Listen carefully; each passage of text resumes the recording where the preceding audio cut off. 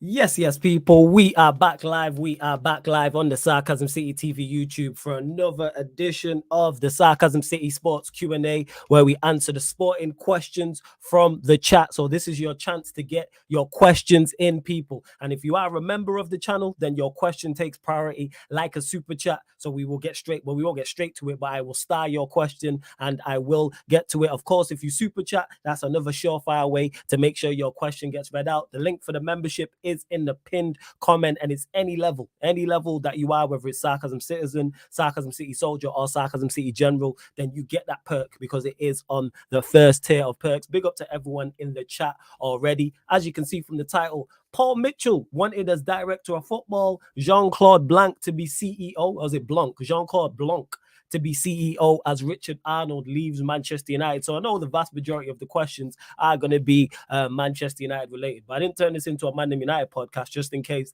the gang did want to join. Timo is here, I think so. Anyway, when he turns his camera back on, I'll drop me a message in the chat. Big up to Warrior J as well in the chat. Big up to Gaza, big up Spooby, me 3099, Danny, all the regulars, all the new people. Love to everyone who supports me. What are you telling me, Timo? You good? I'm good, man. I had a good You time this happy? week. You happy, innit? What's going on? Talk to me. I wish I had that type. The type of happiness you've got is the type of happiness I strive for. I can't lie. I would like to give a shout to Denver Nuggets because they put another pedestal to the Clippers season. So shout out to them. Hey, Clippers got to hold that, man. They're 0-5. Fairs. That's why you're so happy, because the Clippers are 0-5. Hey, they could be on 0-6 tonight, though. 0-6 tonight. Oh, yeah, they're playing tonight. Is it the Mavs? Against the Grizzlies, man. Grizzlies. Okay, Fairs. Hey, and big up to Stuart B, who's not always supporting, but all the time he just became a member. So much appreciated you becoming a member, Stuart. Still love the Avi, even though the Qatar dream is dead for Manchester United. Big up to my guy Steve as well, another member, another supporter, strong supporter of the channel. Big up Black Diamond, says Timo always happy in it. Whenever his sporting teams are doing bad or the teams he dislikes are doing well, or yeah, those two things, he's always happy. That's what I would say. But Steve got a question for you. He says, Timo, why did the Lakers suck so bad?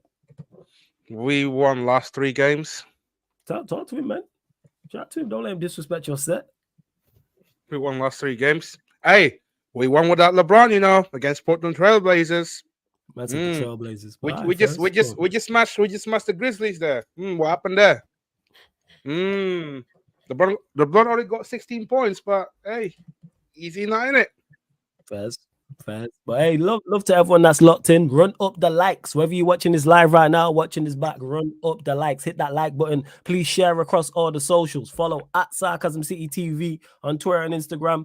That's me, Flawless, also on Twitter and Instagram. Retweet and like from the Twitter. It helps. Trust me. Quote tweet if you're feeling really generous. But please hit the retweet button, hit the like button, share across all the socials, and also make sure you subscribe to the channel. Sarcasm City TV as well. Hit that notification bell and get your questions in. It don't have to be on the title, which mentions Manchester United with the whole Paul Mitchell wanting to be in DOF, Jean-Claude Blanc to CEO, and also Richard Arnold leaving. So I love that. Flawless, what's the last Manchester United game you went to? When we battered Chelsea 4-1 last season. That's the last game I went to. That's Timo. I was with him. I did a fan cam on Chelsea Fan TV. Shout out to Chelsea Fan TV, doing great work. Hey, I'm coming down on the 6th, Yeah. We'll link up, definitely. We'll pattern it after this. Yeah. We'll sort something out. Even though it's a Wednesday, if you're looking to step out, we'll find something. We'll find something to do. 100%. I'm fully with that. We'll figure something out. Big up to Sheik. I see you as well. RSV says, are you always loyal to the Lakers, Timo? Loyalty isn't a thing. Isn't a thing. 2000, early 2000. Kobe and Shaq. That's heritage there. Kobe and Shaq days. Always, man. There we go. Yes. One of the best duos in the NBA at that time. And big up to Stuart B. You said, I had a Qatar dream. Now we are done as a club. I hear you, Stuart, and I agree with this. However, this news is a step in the right direction. However, I will believe it when I see it. And when I say I believe it when I see it, it's 2 things. 1, Richard Arnold's left cool is Jean-Claude Blanc going in to be the CEO. Paul Mitchell actually becoming a DOF, and then these people actually actively improving the team. Because I was watching Saeed's channel earlier, big up to Saeed every single time, that's my bro. And Ty from Never a Foul made a great point. Because when we got Ragnick, it was the same type of optimism that the club was going to change. And he's spot on because nothing changed. So I'll believe it. Actions and deeds, man, not words and lip service. Well, this is a step in the right direction because I said get everybody gone. Richard Arnold's left. So I'm with that. I'm fully with that. But more people got to go. Not just one. More people. But you lot continue to run up the likes. We're only at 12 likes, man. And there's over 30 people in the building. What we doing? Bump up the likes as well. Me3099 says, do you think... No worries, Warrior J. I seen what you said. I started your questions earlier. Do you think Blanc will be able to replicate for United what he did to Juve? I think the competition in the Premier League is way more than when he took over Juve in 2009, but it's a positive for our football club. Definitely agree with the latter, that it being a positive, because it's someone who has had experience at the highest level and succeeded at the highest level. Juventus are a massive club. Let's not get a mistake. A massive club. I think they got 2 Champions Leagues, multiple Serie A's, multiple Coppa Italias. Legends have gone and played there at their football club as well. So he's been under pressure to succeed at the highest level. And I've not done my full research, but I've heard people were telling me that he was responsible for their dominant display. And Timo's cracking up. Go on, Timo. Share the joke, fam. What is it? Oh, go on. I'm sorry. I'm sorry. I need to apologize. The floor is yours. I'm just looking at the Clippers are beyond cooked. Harden is washed. Kawhi is no longer two-way star. Zubac is ass. And Tyler is a terrorist. Funny enough, Godzilla was the one that hyping up the preseason. When we done the preview. That's true. He was. It's gonna be interesting. It is first. So that's why he's so he's Timo's here cracking up. Steve says, why aren't Aston Villa getting more respect or attention for their start to the season? They've got 25 points, 3 points behind first, 13 straight wins at Villa Park in the Premier League. I think they are getting their respect and the attention because they are 5th and they are 3 points behind first and their home record. But what it is, Steve, is the Aston Villa. There's no disrespect. The same way if the manager and the players are performing poorly at Aston Villa, you wouldn't receive the same criticism as if you're Manchester United, if you're Arsenal, if you're Liverpool, if you're Chelsea, etc. You're not going to get the same praise. So if that's Manchester United in that position, if that's Chelsea in that position, then you're getting more praise because you are Manchester United or you are Chelsea. That's just how it goes. That's why there's not more eyeballs on it. But I think footballing people are giving Aston Villa their respect. 13 straight wins at Villa Park is crazy. Emery just needs to turn around the away form. We had someone in the chat yesterday, talking about Emery to take over Manchester United. It was either yesterday or the day before. And I was like, no, we've seen this film before. We've seen what happened at Arsenal. So that's what I would say with that. Wait till like February or March. That is where I feel like the fixture's going to be tough. Yeah. Then you start getting injuries and that. We're going to find out. Yeah, and do something in Europe as well. That would be a help. And just to clarify, Warrior J, obviously, as always, our resident Fabrizio Romano says Jean-Claude Blanc is set to become Manchester United's new CEO once Sir Jim Ratcliffe's minority stake is completed. That's from @Santi_J_. Any background on this guy, by the way? Who? Jean-Claude Blanc. He was at Juventus. He was at Juventus during their successful period. I'm actually going to Google it in a sec and do my own research, but I'm sure someone in the chat will pop up with regards to his resume. Richard Arnold has decided to step down as chief executive of Manchester United after 16 years with the club. Let's go. One down, 1,000 more to go. Whoever else is there, however many employees we've got to go. Paul Mitchell is favourite to become Manchester United sporting director once the Ineos deal is confirmed. That's from Time Sport. And Warrior J goes on to say, it's also expected that Ineos' investment in Manchester United will be completed during the international break, with sources believing that an announcement is likely to come at the end of the week. All right, we're going to find out. But I'm all for it in regards to Richard Arnold gone. That's a start. I don't know when David Brailsford is on his way in. I'm not sure, Raja. Which coach in the Premier League do you think is underrated this season so far? Probably Emery. Probably for the job they're doing. He's probably Emery, to be honest. For the job he's doing. Probably. That's what I would say. What about you, Timo? Any that stick out to you? Oh, man. I'll say Emery. You say Emery as well, yeah. Yeah, Emery. I'd say Emery. You got to pattern it away for him though. That's what he needs to do. Yeah, that's the thing. Got I to think pattern it away. it's away from, apart from Chelsea. I don't think it wasn't that convincing. Yeah, they haven't. The only game they've won away from home in the league, I think it's 1 or 2, because we was having this conversation yesterday when I was talking just about the quality of the league. Like, that's just legit. But you lot, hey, like check 1212, man. Let's run up these likes. How are we only at 17 likes? And there's over 35 of you lot locked in. Let's get us up to 30 likes. Hit that subscribe button as well. Get us to 8,630 people. Roll to 9,000 subs. One more subscriber. Flawless, are you going to do Villa versus Tottenham on Twitch next week? Let me have a look. I don't think so. No, because it's the early kick. So no, because I'm not going to lie, that game doesn't interest me. However, on the Twitch, people, we back with a bang once the Premier League's back. So on the Twitch, for those that don't know, we're back on the Twitch.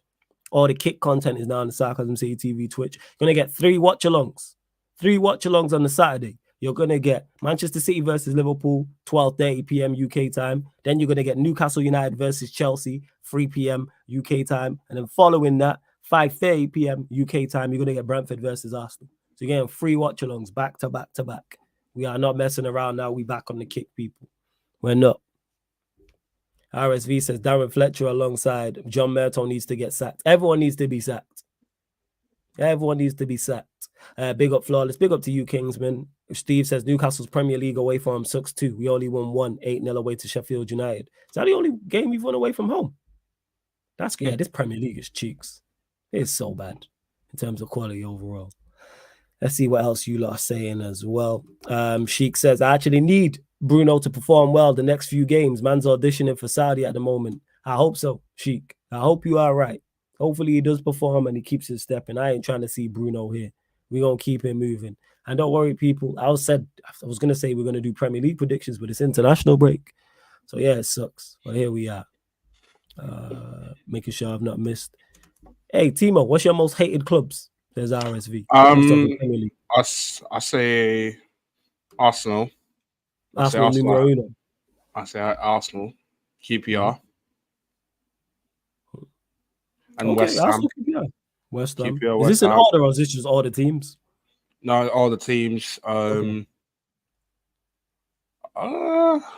Liverpool as well. All right, now you name like 5-6 teams there. Now put it in order. Have you got an order? Who you dislike the most? Nah, I can't lie. It's hard. It's tough. That's why I asked the question. If you don't have an order. All right, so there isn't. So say they're all in the Premier League. Which game are you thinking about first? So Chelsea's fixture list is announced. Arsenal. Arsenal. All right, cool. And then who after that? West Ham. First. And then Liverpool, if it's in Premier League. Tottenham probably the last. Oh, you don't despise Tottenham like that? I thought you disliked them a lot. No, kind of like, what's the point of mocking Tottenham when they haven't won anything? This guy is P. Crazy. So you're just showing them P. All right, Fez. They just do like trophy, like just dusting off the trophy cabinet and left one cart on the ground. Fez. All right. Fair enough. To Justice, I was talking hypothetically. So I said, say QPR were in the Premier League. Let's say all the ops that Timo mentioned were in the Premier League. What fixture would you look for first? And so forth and so forth. We've seen QPR in the Premier League. Well, QPR have been in the Premier League, yeah, but it's been a minute. But I was talking hypothetically. Tarif, who says, who do you think the most overrated footballers are currently? João Felix, without doubt. Still living off Benfica days, which was 4 or 5 years ago? Without doubt, João Felix. People still hype him up like he's that guy. And he's not been that guy for closing in on half a decade. But people will still. He's João Felix. Ousmane Dembele. Ooh, Dembele's a shout still. Dembele is a shout. I hear that.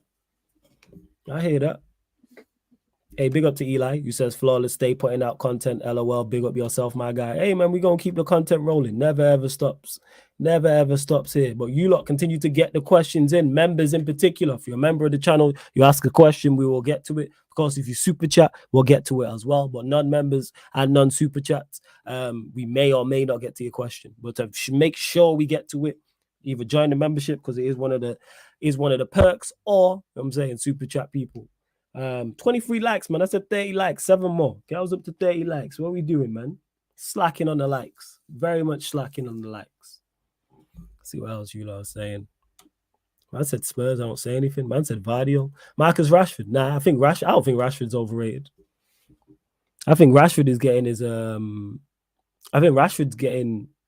he gets criticized more than most. He's one of the most criticized. How is he overrated and you're one of the most criticized footballers in the league? He's top 3. I can't think of 3 players who are criticized more than Marcus Rashford. Everywhere, whether that's mainstream media, whether that's content creators, whether that's social media. What are we doing here? Tepesbian, who says, flawless, you're high, I love you, but you're flawless, you're high, I love you, but you're high about the Felix slander. So what has this guy done? When's the last time Felix had an exceptional season? He gets world class, he gets top class shouts. When's the last time he had a top class season? Like legit, I'm genuinely asking. To Justice, he said he still starts game in, game out. That doesn't mean that he's up. But wait, that doesn't mean what? That doesn't mean that means he's rated by the manager. The question was most overrated footballers overall. We ain't talking from a manager's perspective. We're talking from a fan point perspective. What are we doing here? Like, that's like to say, oh, Anthony's the most. We wouldn't say Anthony was, and the manager picks him week in, week out. Come on, man. What are we doing here? What are we doing here? Same way Maguire was, we wouldn't say we use Maguire. Man, just doing too much. But yeah, Pesbian, tell me about Felix. Oh, oh my God. Felix been good for Barcelona this year. Nothing amazing though, and I watch the Liga a lot. Is he not 0-13? Correct me if I'm wrong.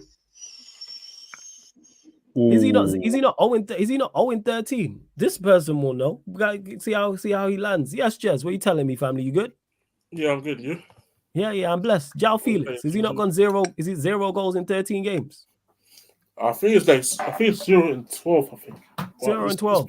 It's between 0 to 11 to 0 and 13. That's my point. That's all I know. I just don't get it. Yeah, Steve, he's not world class. I don't even think he's top class. I don't think he's top class. I think he is. I think he's the most overrated player in Europe. What are you saying, Jez? That was the question. Most overrated ballers right now. Most overrated ballers right now. There's this dude called Enzo Fernandez, but joking. I'll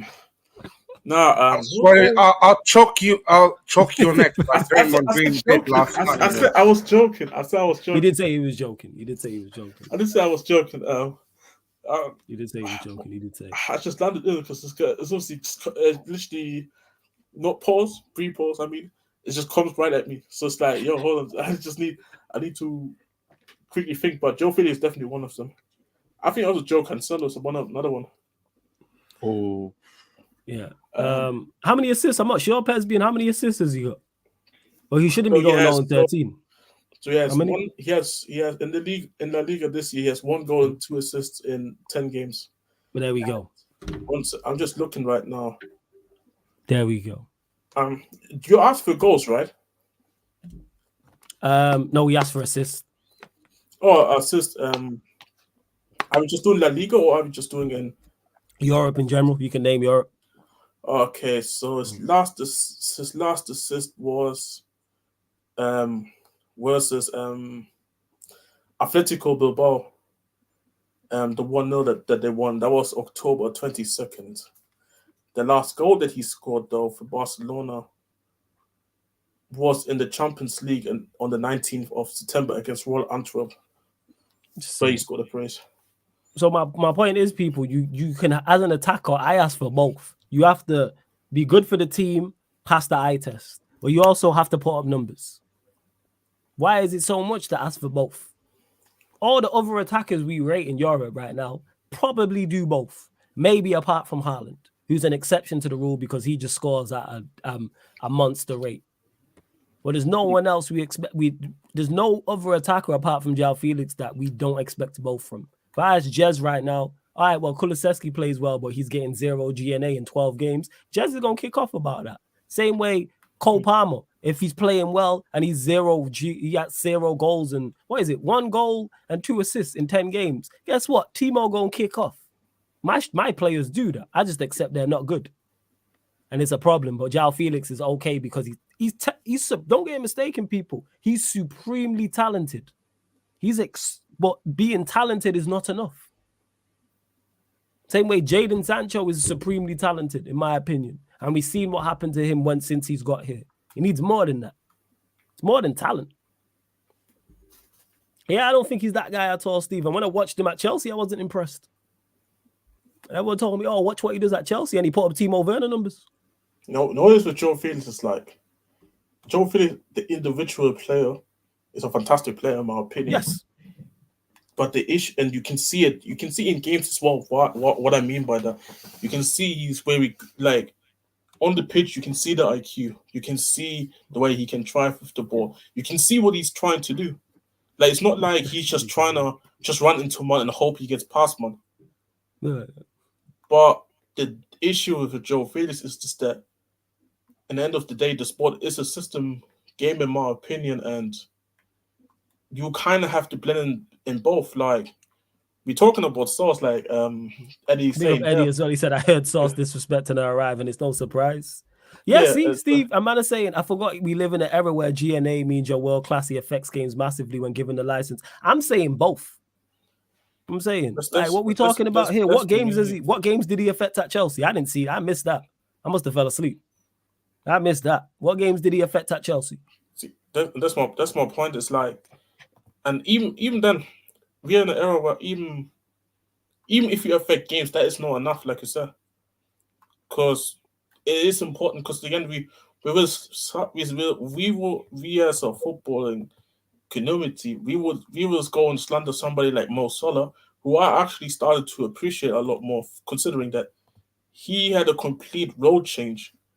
Salah's a yet he still stays consistent, which is like, and you can even see Salah's playmaking over the years has improved as well. Yeah. Over the years as well. As well, I'm looking at and like I recognize you just as somebody that is just very fast and just gets goals. But when you watch Salah for all these years at Liverpool, you can see not only was he at Liverpool top class, but he also developed at some point. Even though he was already in a later state of his career, he was 26, 27 when he arrived at Liverpool. That's kind of like my point. And like, I don't know, how old is Felix again? 22, 23? How old is he right now? 23, actually. I'm not missing the point as always, people. I said both. You asked to affect games outside of GNA, but if you're an attacker, also get GNA. Why is it acceptable to have one without the other? Oh, then that's again, why? That's the point I'm making. And to Tio, who says you obviously did fall asleep flawless. He was our best player with Enzo. Then Lampard benched him for no reason, even scored against your dead club. Yeah, I watched. I was there. I was at that game, and he did nothing. The 4-1. Yeah, when we battered him. Are you really gonna? Yeah, man. Ironically, you're saying that club that went after your club and beat 4-1. It's kind of ironic, and this for me, it's like I said, that's why Kane is one of the few exceptions of one where I look at and say he was in a bad team last season. Even though I still think sometimes his performances were overrated because of the goals he scored late, even though we were losing, Kane still can consistently perform to a certain level, to a high level actually, even when the team is not playing well. João Felix is like. João Felix reminds me of one of those footballers. It's like the team is playing like shit. The team is in a bad situation, but he's like, I'll go get their goal, and it's like, yo, I left for something. This is what João Felix reminds me of. He reminds me of like, yeah, the team plays like shit, but I left for something. Yeah, and to T.O., that doesn't mean, and I get to this, Steve, as well. I'm not saying he was bad that game. I'm saying that he was the shining light. You man finished 10th. It's easy to be a shining light. Exactly. Look at your attack. It's easy. This is a prime example of what I'm talking about. Sorry to cut you off. I called this man overrated, and look at the defense of it. Look at the defense of him. What's he done? What has he done in this? What has he done in this? Like, what has he done in this sport to get this type of defense? I really don't get it. And that's the way see, people mistake it. People think that when you call somebody overrated, they immediately think, oh, you must be shit. Nah. Yeah. You can still be. By the way, people, I think James Harden is overrated as fuck. But you can't deny James. But you know what? I'm gonna start that conversation, you know. Yep. This fucking guy, yo. This guy. Yeah. Big up Pels in the chat as well. We're probably gonna get into that anyway, maybe if somebody Let me get to the super chat as well. Yeah, sorry, just go on, carry on. Now I just want to quickly say it's like get to it. You can still be a good player but still be called overrated. Like yes. I think it's not really that impossible to think like that. Yeah.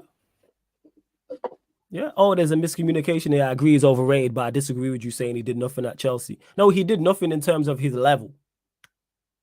Like in terms of what was expected.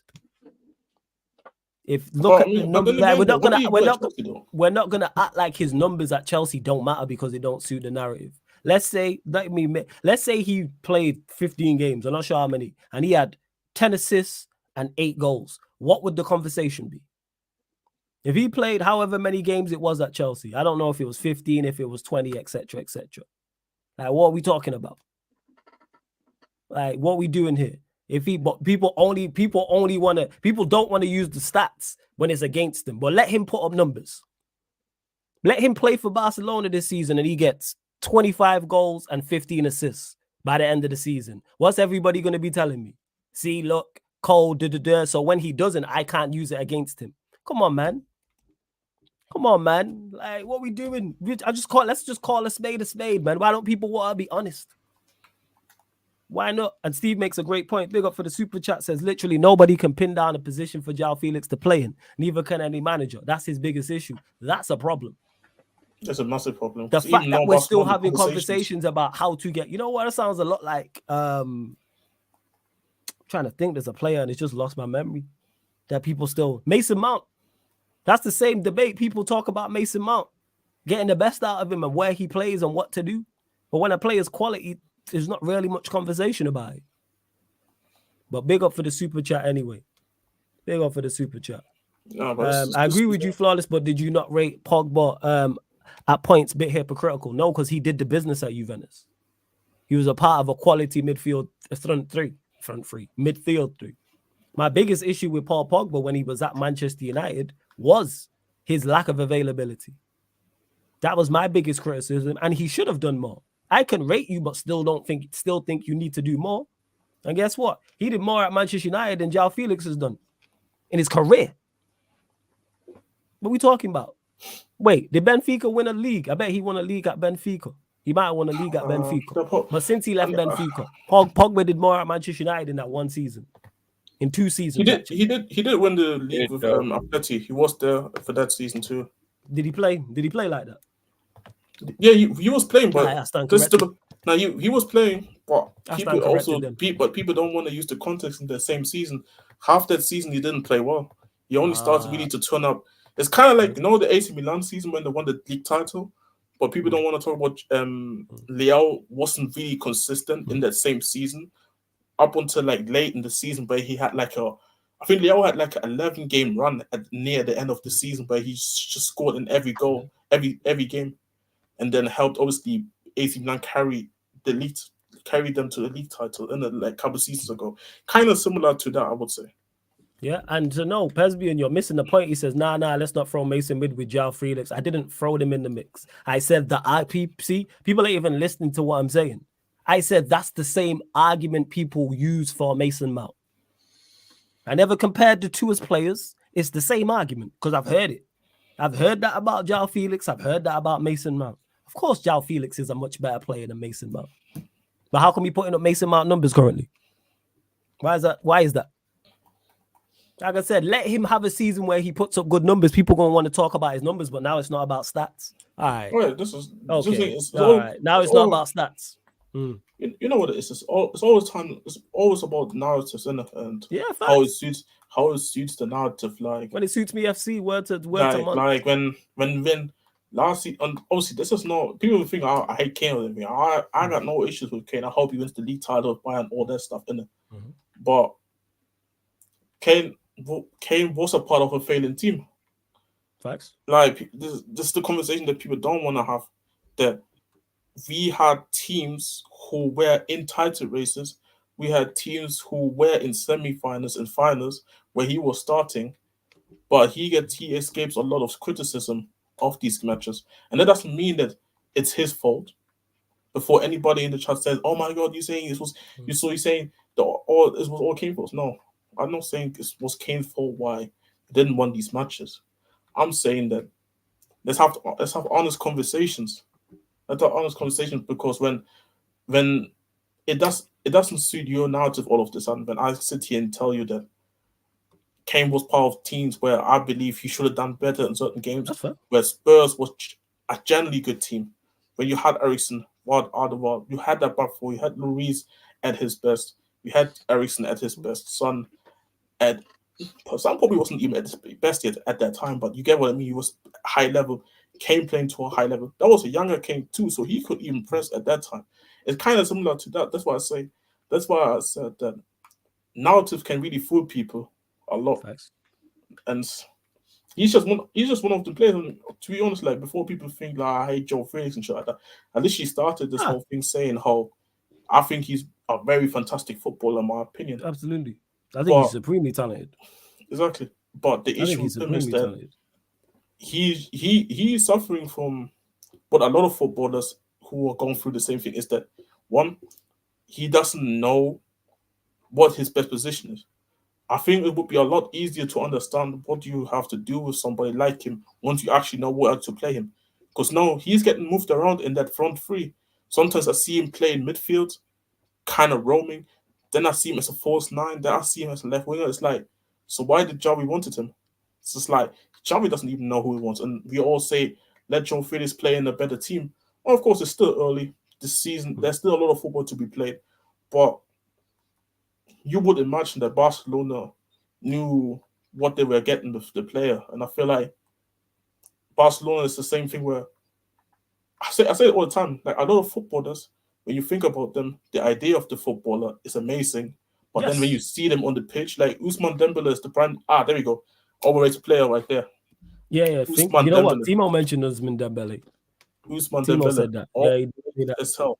Overrated as hell. And to Pesbian, who says, I'll be back here shamelessly when Felix puts on numbers flawless. And I'll be here when he don't. And people are still making excuses. And then you guys say, yeah, but look at his play though. This is what people always do. This is what people always do. Like you can't do both. Exactly, bro. Like you guys acting like it's all for the Felix can't do what he can't do. And they're like, hey, that's what it is. Blame us. You know what I'm saying? And that's been a common theme. You know what I'm saying? Me, when I create content and other panelists blame me for saying stuff. Like I was on Big Six Band, shout out to KC.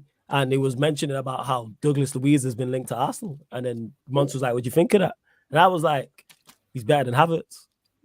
Well, he was like, nah, you throwing shade. It's like, there's no shade. He is better than Havertz. He's better than Havertz. Yeah, if he was at Arsenal Football Club right now, you would be campaigning for him to start. But again, people want to blame me for their manager's shortcomings and their team shortcomings. All right, cool. Like I'm openly honest about Manchester United. You lot know me. But hey, we move. Continue to get your questions in. There's over 50 people in here now. We're at 29 likes. Like check 1212. Let's get up to 40 likes, people. Let's get up to 40 likes. Please continue to share across all the socials. Subscribe to the channel as well. Sarcasm City TV. Have we hit 8,630 subscribers? We were one short. I know there's at least one person who hasn't subscribed. My screen is just refreshing right now as we speak. We're still at 8,629. When you enter the city of sarcasm, pay the toll, people. Hit the like button. It's tax-free. Hit the like button, hit the subscribe button as well. Again, get your questions in. Of course, if you super chat like Steve did, or if you become a member like Stuart B did, I will get straight to your comment or question as well. That's a good segue, Flawless, says Justice. If the reports of Timo saying Werner, I'm presuming Werner returning to the Premier League are true, which team is he going to? Why would you sign Timo Werner? Then again, Arsenal, please. I dare you sign Timo Werner. And there we go. He was the Timo Werner stan. That tells you all you need to know. Hey, I want chaos here. We all do want chaos. Let Arsenal sign Timo Werner. We'll get Tony or Osherman. This guy. But yeah, why would somebody, you know what? But then again, a team signed Mount and a team signed Havertz. So Timo Werner can get signed. Hopefully, Eddie, I heard Liverpool, which is crazy. I don't think Liverpool have better attackers. I don't think it's gonna be Liverpool. Like, I don't even think he's gonna come to the EPL. To be honest, like I don't look at teams that actually need him unless you want him as like an emergency backup or. I think even as an emergency backup is that bad. It's so terrible. I mean, again, like I'm not sitting here saying this is a good idea, and I'm saying scenarios, what could happen, and like I don't think anybody's gonna buy him outright in January. I think that's why I say when I say emergency backup, I mean alone. So it's like I hope it's Liverpool or Arsenal from a hoping perspective. Of course. I want Arsenal, man. Let Arsenal have him. Havertz and Werner at Arsenal. I'll be there no matter what. But I don't think he's gonna come to the Prem. I don't think so. I think he's probably maybe going somewhere else in Germany and to be fair, it's like in Germany he's just got replaced by other players. Like they bought Mpenda, they bought Sesko. So he's actually been linked with a move away then. Yeah, because they bought already strikers, isn't it? Like they got Sesko there, they got Openda there. So it's like there's no place for him at the Leipzig squad anymore. So it's like they haven't qualified. They haven't actually. I don't think they have indicated they want to actually sell him permanently, or if it's just a loan. So I don't know about that. If he's gonna, that's why I say I think it's probably gonna be a loan, and then maybe he moves in the summer. Who knows? Like I could see him getting a loan to Italy or some shit. Yeah, we gonna Italy's gonna take him. We'll find out. Hey, big up Abdu. I see you as well. JS in the chat. All the regulars. You know what I'm saying? Everybody new love. Like, let's see what else you are saying. To Jason, who says, what's your agenda against Kai Havertz, who plays with a 10 in 2023? Who's got an agenda against Kai Havertz? Kai Havertz is just, I don't know if that's me or that's Timo. He's just not very good. Why can't we just take Havertz defensively, man. In Havertz 2023? defensively, man. Yeah. He's just not very good. Why can't people accept that he's just not that good? Sorry, it's just not that. That's okay. Simple. It's all right for players not to be good. Like there's so many players playing in the Premier League. They all law of averages can't be of a certain quality, and he's just poor. It's okay. He's just not of good quality. Like, that's. I don't think he's suiting the Premier League. I think he's suiting more other leagues though. He definitely does not suit the Premier League. I hear that. No, he definitely not. Like, do I think he could go somewhere else and do probably well? Whatever you consider well is another question, but. Do I think he could go somewhere else and do well? Probably, yeah, because you can see like in Europe, he does perform better than here in the Premier League, which kind of shows again also the levels of football maybe has dropped, but also, like I said, it just doesn't fit here. That's why I've seen like because obviously I've seen Chelsea fans raving about obviously Florian Wirtz, and I'm a big Florian Wirtz fan. But I think there's just going to be the same issues again. Then we're going to look back and say. They should have not gotten Florian Wirtz because I don't know. I fear if this guy decides to come to Chelsea, I'll be honest. I fear. Hey, sir, I'm gonna have a look on that now. Yeah, I've seen Timo in the stands and the 83rd minute on television. So yeah, Timo be all in the videos. I'm saying dancing. You know what I'm saying at the bridge. Let's see what else you lot are saying as well. Let me get to some more comments. 1 second. Bear with me, folks. Bear with me. Big up to Steve, who says, y'all think it's going to be easy to sign Osimhen from Napoli, but can't name me any player Napoli has sold who already peaked and wasn't on the ascendancy. Chelsea do get Osimhen. It'll be 140 million euros minimum, according to Steve. Your thoughts on this? Because you mentioned Osimhen. So will you just break the bank and just get him, Timo? Is that what you're saying? Go for it. All in. You saying just pay anything? Either him or Tony. All right. Okay. I mean, they will have to pay anyway. We're gonna have to.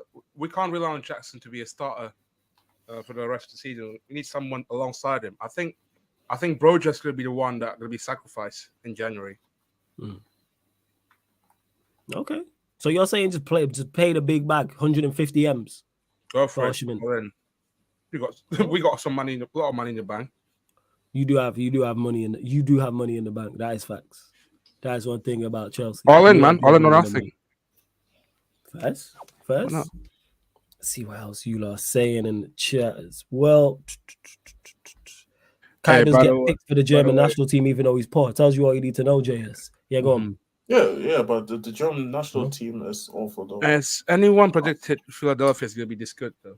Maybe it's because it's the trade though. I mean, it's still early in the season, and it's just like Let's get to this. This is a good question. Timo will love this from Dominique. Big up to you, Dominic. Says thoughts on LA Clippers, and he put the Dippers in brackets. Struggles. How do they improve?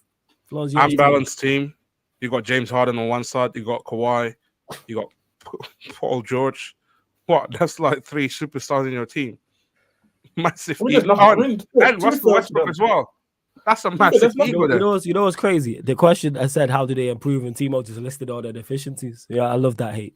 I don't know. I don't know if you don't know. Have to improve. I mean, I know what to do. Like, you have to. I mean, first and foremost, it's like there's nothing wrong about actually having 3 or 4 superstars. The Warriors literally did that. They had the dynasty going on, so there's nothing really wrong about having 3, 4 superstars. The issue is that the Clippers, they bite. They bite for the wrong things. Like it's like when you go fishing, and then you obviously try to get you're trying to fish some fish, like if that's the right saying there, and then what's coming out there is like some old, already used up tire for whatever reason. That is James Harden, and this is what the Clippers did. It's like as we literally talking about overrated players. For me, James Harden is one of the overrated players in his era of terms of the players that were playing with him. Because there's a lot of other players who get a lot of stick for not performing in the playoffs and making teams actually worse once he joins them, aka Westbrook, aka Chris Paul. But for whatever reason, the regular season king, the regular season stud potter, gets away with it. Like I said, ended up ruining the Rockets. You see where the dumpster are, the Rockets right now. He nearly ruined the Philadelphia 76ers. Obviously they knew what they had to do, and you can see obviously they had a great start to the season, and he ruined the Nets. Let's call a spade, man. Like for me, James Harden, one of the most overrated players out there, can only do it in the regular season, but when it comes to the playoffs, guy's shitting himself. It is what it is, fam. And about how can they fix the situation? Somebody has to get traded. Yeah. In my opinion, I'm big up to Camille. Someone got to get traded, so they got to unbalance. I mean, make the side more balanced. I hear that. Camille says, Flawless, where do you rank Neymar in Brazil? All-time ranks for me, he is top 4. No, he don't make my top 4, but obviously I'm slightly older than probably the vast majority of you lot watching. So no, I'm not going to put him above Brazilian Ronaldo. I'm not putting him above Ronaldinho. I'm not putting him above Kaká. I'm not putting him above Romario. I'm sorry. Nah, you don't crack my. I can't put him above Romario. Like, they're some of the best players I've ever seen. I can't. By the way, before everybody's gonna go crazy about that in the chat, what are we basing it off? What are we basing it off? Oh, in terms of like how he just. The reason why I say that is because how he just fell off. Yeah. Like, after we left Barcelona, him at Barcelona up there, like that period. I hear the argument. Like him Neymar at Barcelona. No, he did everything plus more you expect from someone for that talent. But I remember the conversations, and then people are now very quiet. A couple of certain individuals who you lot know very well were talking before that World Cup, or if Neymar wins the World Cup, in conversations with Ronaldinho. That was the conversation before the World Cup. Man went out, and you ain't heard that since. All I heard was excuses. Because who did they go out to again in the World Cup in extra time? Was it Korea? Went out to Croatia. Croatia, that's it. Croatia. And he was exceptional in extra time. But where was you for the 90 minutes of the game? So yeah, I know the chat going crazy. He's another one where it's like, I have even more so than João Felix. I have the highest of high expectations for Neymar because you was the next guy. Next to Ronaldo and Messi, the crown was supposed to get passed to you. You were supposed to be that next guy. And then I watched you get upstaged by Kylian Mbappe. I watched that happen. And Mbappe still needs to deliver more, but I watched it. Not so much at PSG, but I'm talking for France in the World Cup. He did that at 17, 18. Just saying, man. Just saying. So, no, I don't put him top 4. But I've seen the funny thing, great Brazilians. play. Also, based off the positions that I've seen, obviously, he probably the best because obviously, again, my time. But when I talk to other people, some people don't even have him in their top 10 because I think because again criteria, and that's why I asked specifically. Some people do heavily put things into consideration, like also what you did for Brazil as well. And I know his name are kind of unfortunate that he had to ironically be in probably one of the worst generations that Brazil has. Yeah. Mm. It's unfortunate, but it's ironic that the one time where you weren't there for the Copa America, they won the Copa America. Did you not play? No. When they won the Copa America a couple of seasons ago, that was when Jesus and Richarlison were like stepping up, and Marquinhos. I think that was after the World Cup. I think it was the season after the 2018 World Cup, where I think Neymar was out with an injury, couldn't play the Copa, and obviously they won the Copa America, which is funny because now he's injured again, and the Copa America is coming up in the summer, I think. And don't let Brazil win that, because then we're talking about 2 Copa Americas where you weren't there and you couldn't deliver anything for your country. And yeah, big up to C1 because he says he's better than Kaka, but hey, let's enjoy the rest of the stream. I love that from C1. People who didn't watch players play talking about players. But anyways, I digress. Still the third best of his generation. That's the thing is, C1, I agree with you. Yeah, I hold him to the highest of highs of his level. I literally said after Ronaldo and Messi, it was supposed to be him. And he didn't grab the crown. How else can I look at it? Like, people literally calling him the king, the prince that never became the king. That's literally what people say. Oh, that's fire, you know. That's what people literally say. Like, that's how I look at him. Like, he is like when he was at Barca, I'm like, yo, he's the guy. Yeah, big up every time, C1. And I was waiting for him to like grab the crown and become that guy. I'm like, yo, you have all the talent. Because here's the thing is, out of all the Brazilians, he's arguably one of the most talented. Don't get mistaken. Just of talent alone, he's right up there he sits at that table in terms of talent. But this comes back to what we were just talking about with João Felix, what we talk about with others. Talent is all well and good. What's your production? Let's say he would have left Barcelona. I'll ask you this, Jez, and Peter's in the cut, so Peter as well in a bit. Hope you're good as well, Peter. If he would have left Barcelona, joined PSG, and they would have won 2 Champions Leagues, Brazil would have won a World Cup and a Copa America, what would the conversation be about Neymar? He will be he will be there with Pillar. That's my point. For 1-1. So you had all this opportunity in the world to do that, and rightfully so as well.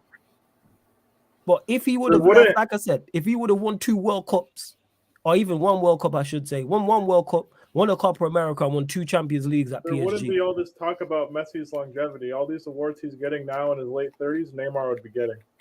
That's my point. The reason, like, if you're going to say, like, Neymar's generation, you got to define when that is, right? And then kind of look around for the players that were coming up around that time. Right. So, like, the problem with Neymar is he didn't really do shit once he left Barca. You can say injuries or whatever, and like some of that is like real. I get it. But when you're talking about like GOAT debates, we're not going to have hypothetical what ifs, and we can't just live off of 2015 for forever. It's 2023. It's about to be 2024. Yeah. He would be like Kaneki said it greatest since Pele, and he would have a legitimate claim for the GOAT debate. Yes. He would have a legitimate, and there's not many players who even get in a position to have a legitimate claim to be in a GOAT debate. That's how much talent he had. And on top of that, he had a phenomenal start. He won what? 2 Champions Leagues at Barcelona? And he won also, people forget also. Only one. Oh, he won 1. So he won one Champions League, but it was the same season when they won the treble. So he won 1 Champions League and won a treble. Yeah, in the same season. Like in the same season. So you have a fantastic start. But even people forget as well, like, even what he did in Brazil, winning Santos their Copa Libertadores, I think when you actually look into it, I think they haven't won it in so many years up until that point. And you got to consider that he was, 19 at the time? So that was also very extremely huge, which I think gets underappreciated. I think how much actually how big it actually was at the time because of how well he did at Barcelona. But you get the point. He did that with Santos. Then he progressed, even though that was already a huge achievement back then. But then he progressed down to Barcelona and did what he did at Barcelona.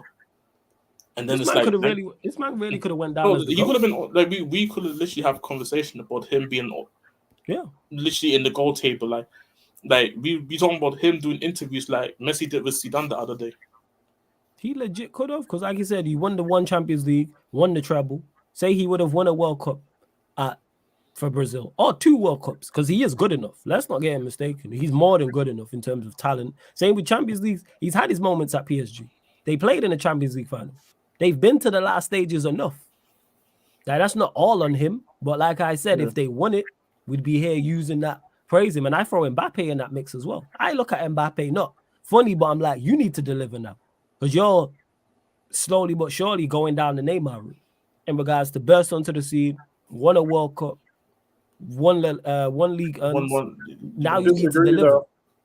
Go on, why? Go on. I disagree hardcore because Mbappe burst on and won everything. He won that stuff by 19, had a league title in his first season at Monaco, right? Wait, so did he win a league title at Monaco?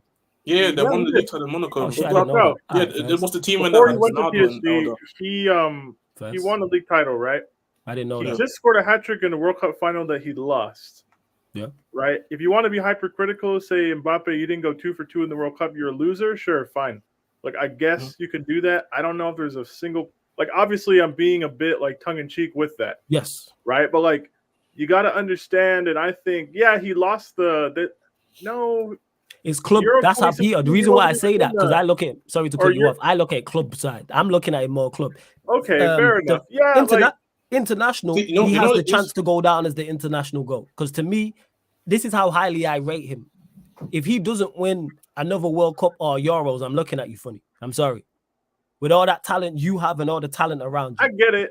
You have let's say, what is he, 25? So you have potentially. He has the Euros this year. Two World Cups, 2 more Euros. More Euros and at least 2 more World Cups at his so he's got 5.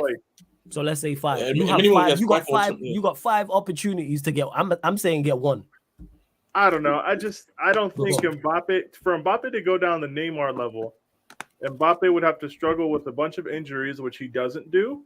True. Mm-hmm. And I'm just thinking he puts down so many numbers and performs in so many of these games. Odds are he's either going to win the UCL or another trophy for France. But you know, it's we talking about from a hypothetical standpoint. I don't see me personally.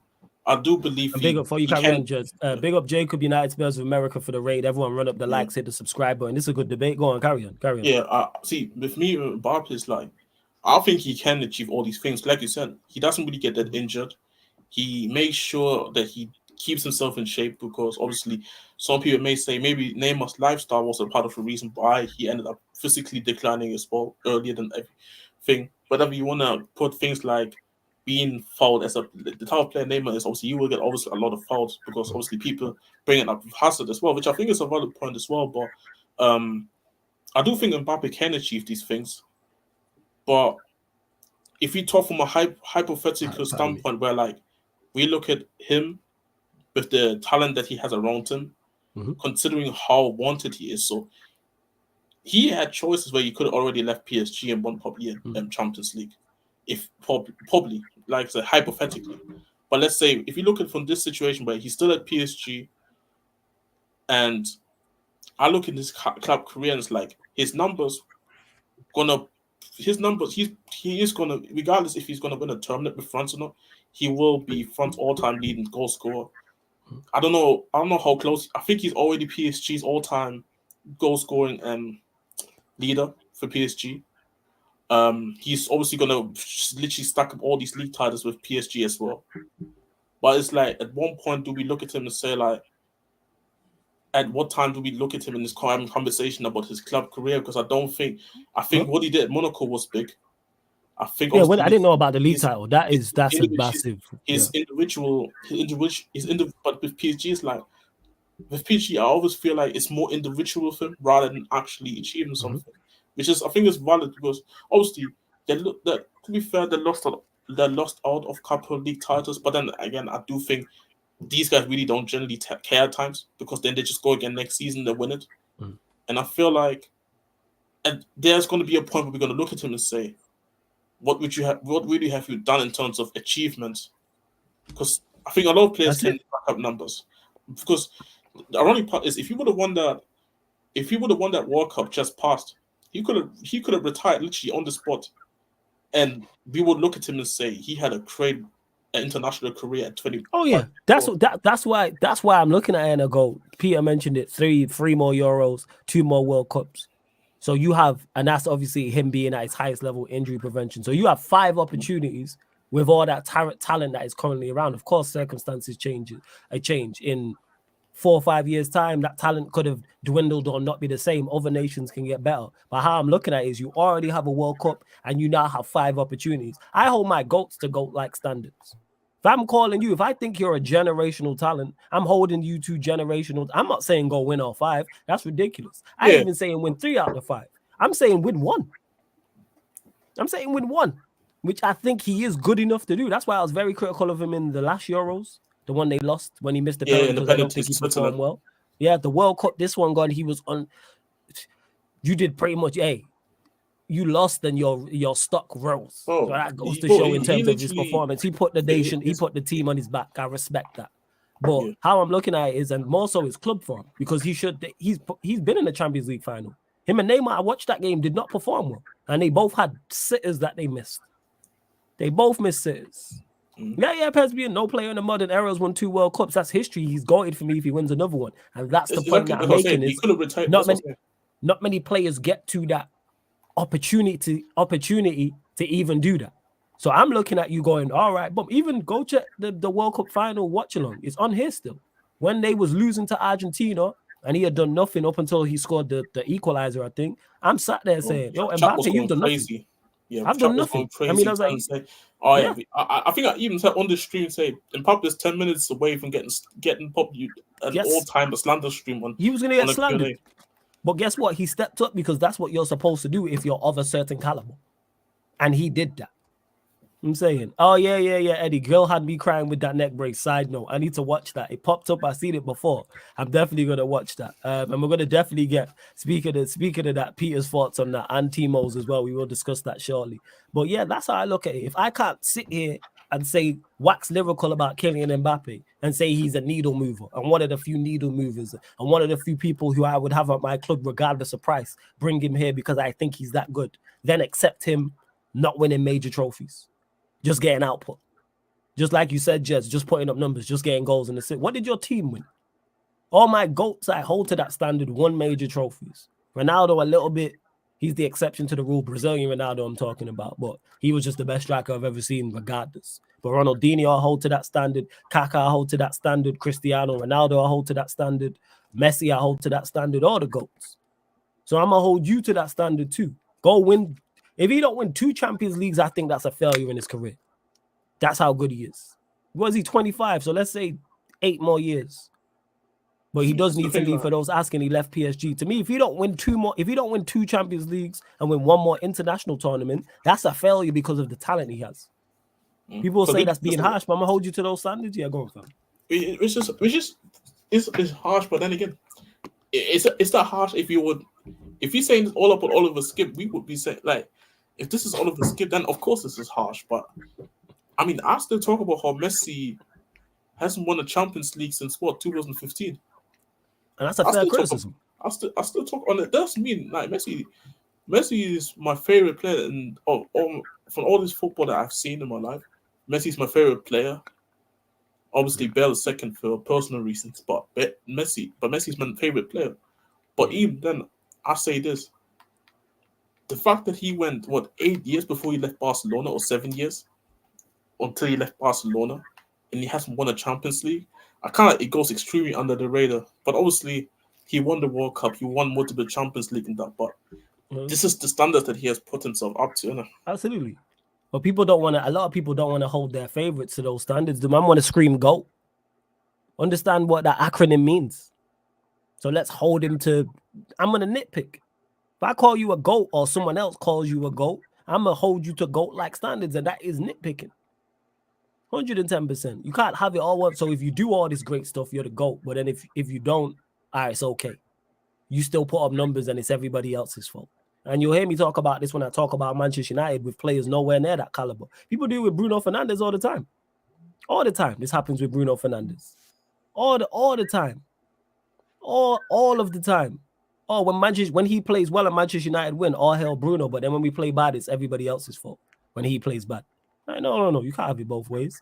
Big up to Nate as well, who put just cause. Hey, appreciate the super chat, my guy. Big up Nate every single time. Big up to everyone who joined over from the raid. Prime's also in the building as well. Yes, Prime, what are you saying? Good. What's the conversation about? Oh, we're talking about we was talking about Neymar originally, and now we're talking about Mbappe. What in particular about them? Oh, about Mbappe in regards to him having to this is me personally, how I'm looking at him now and him how he has the opportunity to go down as like one of the GOATs if he delivers. And how I expect him to deliver. I said if he don't win 2 Champions Leagues and 1 more international tournament in his career, and when I say international tournament, World Cup or Euros, I'm looking at him funny. And it seems harsh, but I think he's good enough. How old is he? 25. He's 24. 24, 25. Massive pressure on him though next year in the Euros. Because it stemmed from there because I said that he could go down the Neymar route, like when Neymar was in his position. Because say Neymar after he left Barcelona went PSG, if he would have won a World Cup and 2 Champions Leagues at PSG, what would we be saying about him right now? And Peter made when he left Barca, 24, 25? Around the same age. This year about the same age. It's only because Ronaldo left Man United at 124, I think. Yeah. Yeah, so it's like that. So it's like that is literally the age, and there are conversations. Obviously, we don't know, but boy, if that guy extended PSG, he does. And to Tio who says he doesn't actually, let me get to the super chat. I'll start some stuff. Yeah, again, it's perspective. Again, I'm holding my GOAT I hold my GOATs to GOAT-like standards. So Peter mentioned it best, and over someone else mentioned it in the chat. There's no other player I can think of in a modern day era who has 2 World Cups. So that makes you special if you do that. That's the point that I'm making. If I'm calling you a special player, do things outside of the norm. You're not restricted to the normal box. You're not restricted to the top class box or the world class box or world class ceiling, I should say. Yeah, it's very weird. Yeah, go on, Brian. Go on. Yeah, it's very weird. People will have maybe not so much excuses, but they won't be critical of the best players and hold them to a high standard, but they'll want to over criticize people like mediocre players. Rashford, for example. Players that we don't expect to be at the people want to over criticize these players. But yet when we talk about like an Mbappe or a Neymar, etc., they'll be like, oh well, they've already won this. Well, they should win more. The greatest players, we expect them to be delivering consistently. That's not unreasonable, and that's where I'm at with it. This is me giving the biggest praise to Mbappe by saying these things. There's no other player playing right now I would say this about, because I don't think that's within their expectations. With him and how highly I rate him, I look at him and go, you have no reason not to, barring injury. You have 5 tournaments probably in your peak optimum. 3 Euros, 2 World Cups. If you're not the best team at the Euros right now, you're top 3. You can be a needle mover. Same way with World Cups. When you get your move from PSG, whatever team you're going to is probably going to be contesting for the Champions League. Whether that's a Real Madrid, whether that's a team in England, whether that's a team in Italy, wherever you go. So let's hold him to that. Bear in mind, he's been there. He should have done what he really and truly should have a Champions League, because they should have won that one. Yeah. When they played, I forgot who they lost to. Bayern, that was it. And him and Neymar both missed chances. But yeah, and to someone asked me who's my GOAT, Ronaldinho, just to clarify.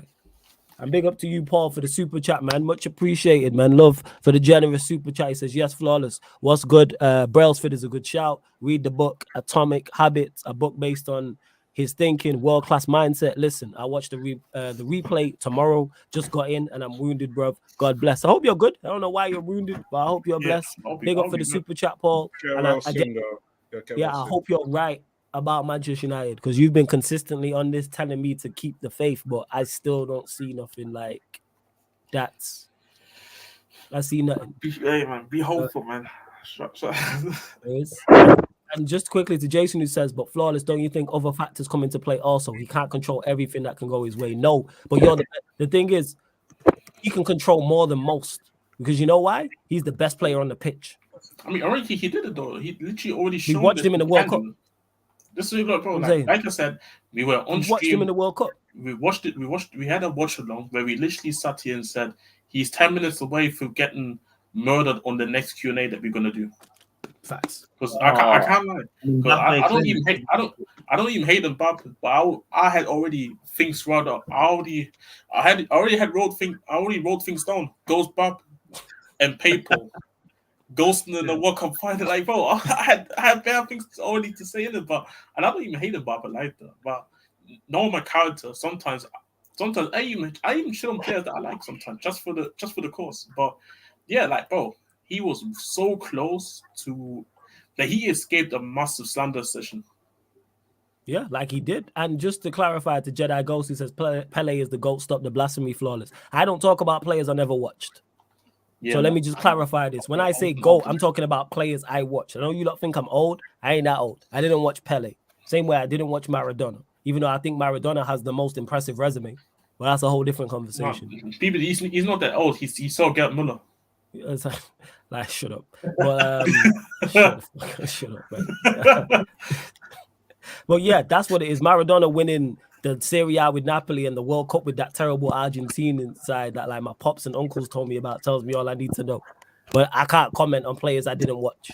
One thing I'm honest with you lot. Like, so yes, in terms of who I watch, Ronaldinho is the best player I've ever seen. He's my GOAT.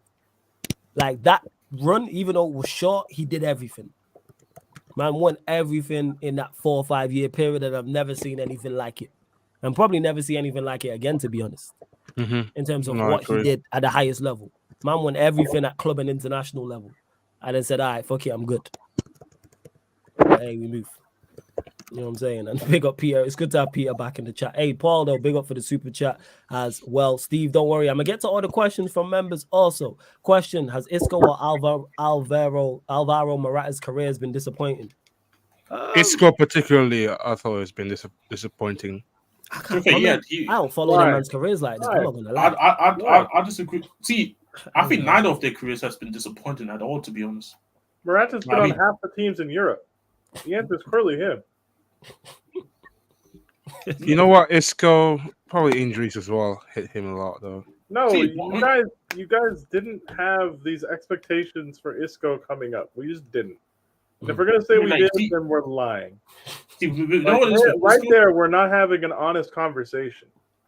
What club did Isco play on before Madrid? Malaga. Yeah, okay, cool. So he went to Madrid.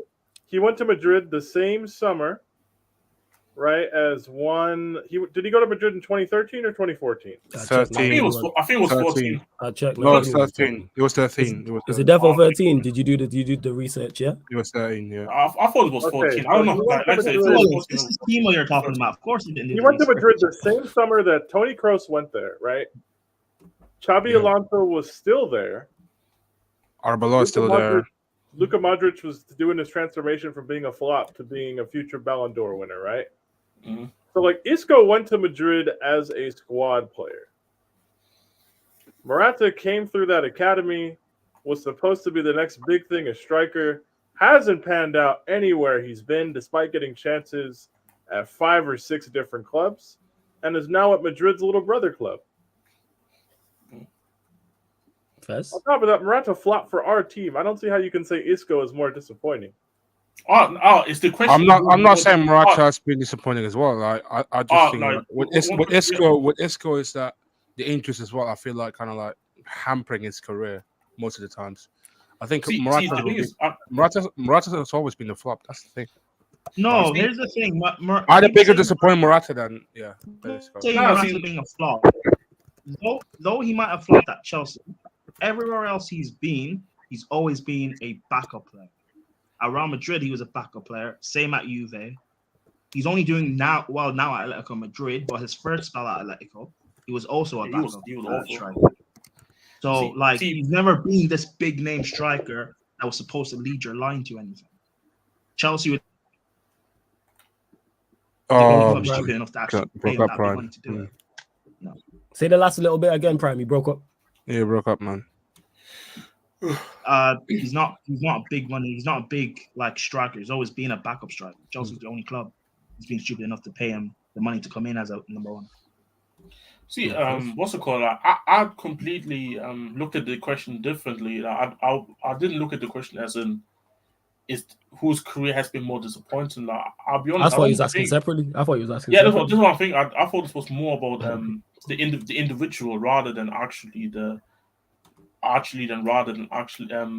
who had a more disappointing. But if you ask me about, I don't think both of them will look at their careers and say it was disappointing in my opinion. Like I think this is where Peter is right in terms of what did we expect of these players to begin with. Like I think when Morata, I don't remember really what the conversations were because I was still very young, so I can't really remember the conversations that was around when Morata came through.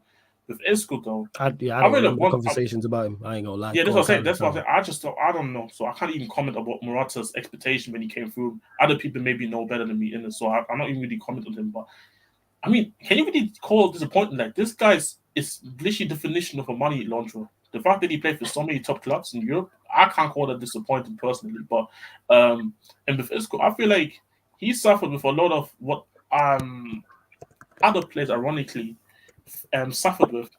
The fact that number 10s are just not needed anymore as much as people think it is.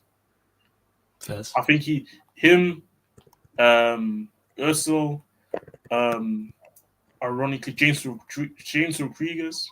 I think all of them, they all ironically were all in the same generation. And we're talking about them as number 10 all fading away. Messi and Zidane literally had an interview talking about how they were talking about how the influence of the number 10 is not as important as it used to be. And as you can see, they were talking about how systems have done it and people think the number 10 is not as important. But obviously the number is still important because sometimes it does represent. Obviously it's all about morals. Like some people don't care about numbers at all. Some people do. But in terms of the number 10, in terms of the role, I think they're right.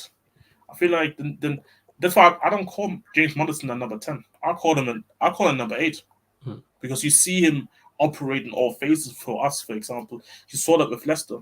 Imagine Özil in the 4-3-3. Özil wasn't playing. Big up Staffy as well. Big up Staffy. But yeah, Morata is. Hola, Staffy. So yeah, man. So yeah, like this is just my opinion. Like I don't know where we was going with the question. If he's saying who had more of a disappointing career, probably Morata. But if you ask me, I don't think both of them are going to look at their careers and say it's disappointing. I mean, Isco's still hooping with Real Betis now. Well, first. And big up to T.O. It's a good show. Catch you lot tomorrow. Big up to Staffy as well. And he's right. Run up the likes, people. Continue to run up the likes. Only at 40 likes. There's over 50 people in it. So let's get up to 50 likes. Hit that like button. Hit the subscribe button as well. Because I know there's people watching this live right now who haven't. And if you're watching this back, that includes you as well, people. Hit the subscribe button. 4 more subscribers. Get us to 8,635 because you're clearly here enjoying the content. Subscribe, hit the notification bell. Make sure you subscribe to the Sarcasm City TV gaming YouTube channel as well. Make sure you subscribe to that.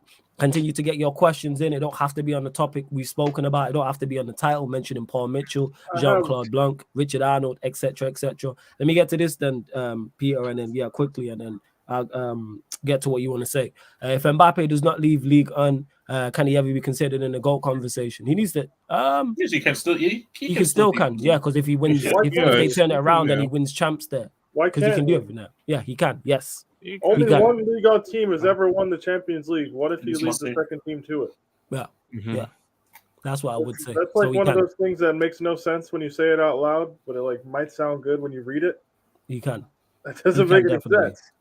It's like when people. I think it's like what's it called when people. It's because I think people think the best players need to play in the best leagues in order to be like sometimes it's just be honest. Of course, sometimes do we consider stuff like leagues? Yeah, most of the time we do actually.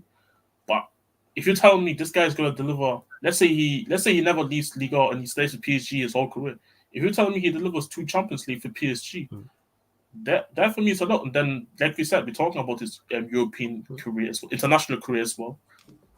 If you put that all together, then that's going to be enough. So yeah, I don't think he particularly has to leave PSG to achieve what we expect of him as fans. But do I think PSG is the best environment for him to do what we want him in order to achieve Hey, what we man. want to? That's a whole different Speaking of- conversation. Speaking of this Mbappe and like kind of Neymar comparison, right? Yeah, go on. Because I just thought to look it up because Mbappe's been playing Champions League football for half a decade now, Just right? I crazy. just thought to look it up. He's one goal behind Neymar on the all-time tally for the Champions League. In terms of goals, crazy. Yeah, granted, he's 98 off Ronaldo, but Mbappe's probably the only person out there who you would say has a Ronaldo. realistic chance of catching Ronaldo. Hmm. If he stays in the competition every season, like he probably will, assuming his next Crazy. move is not completely chaotic, he should get that. I also, for this Morata conversation, right? If I just had to ask you a question for senior men's football, how many times Morata scored 20 goals in a league season? What would your answer be? Probably once. I think he got one. I don't even think he did it once, to be honest. Surely he's he got hasn't one. done it once, right? Wow, that's crazy. If I had to ask Also, you this is how our many fourth times season he past. scored 15 goals in a league season, what would your answer be? Surely Probably, once. I think probably once.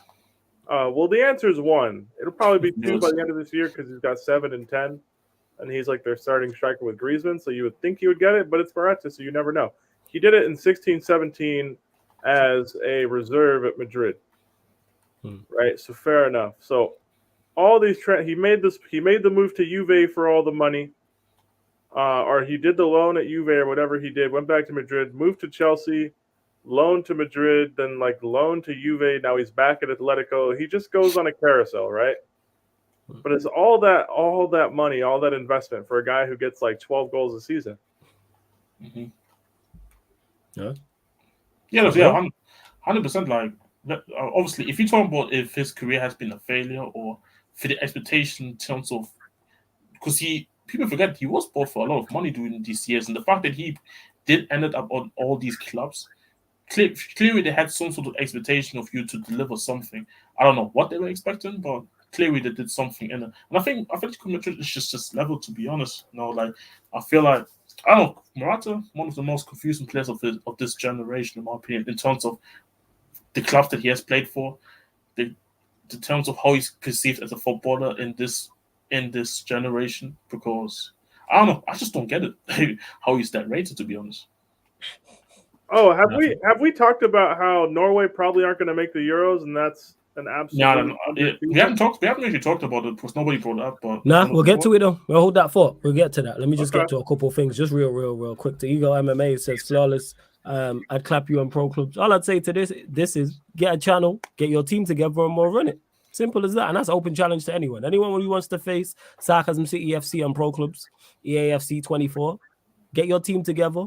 Get your channel up and running, whether that's YouTube, whether that's Twitch, whether that's another platform, and let's do this. Well, yeah, that's all we're not accepting friendlies just from anybody.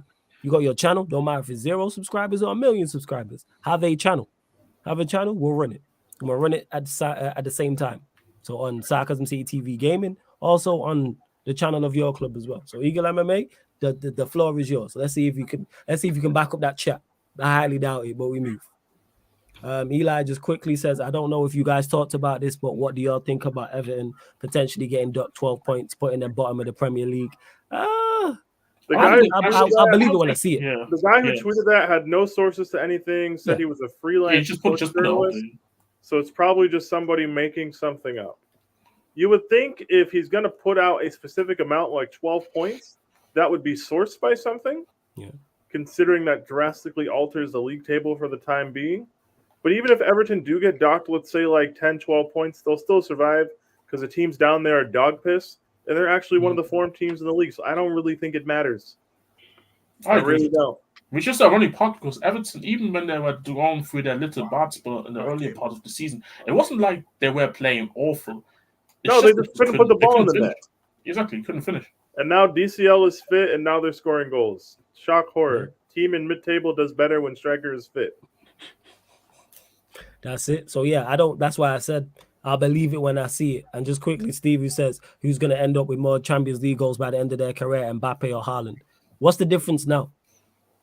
Yeah, I don't know the difference. Only Yeah, 3 goals. I would say Haaland's going to do it, though. Haaland, if Haaland. I was just making sure that it was still close, yeah, it's Haaland, because I think he's just a better goal scorer. Haaland's better than 1-1 in the UCL. Yeah. It's going to be Haaland. It's going to be Haaland, especially if he stays at City and Pep's there Mbappe for any might pass length of time. Ronaldo. Haaland will definitely pass Ronaldo and set the record. There you go. So, yeah, I would say it's Haaland. Quick question before we go to the Norway thing, because obviously Haaland, well, to mention. Do you guys see either one of them to break in the one season record that Ronaldo had with 16 Champions League goals? 16 UCL goals?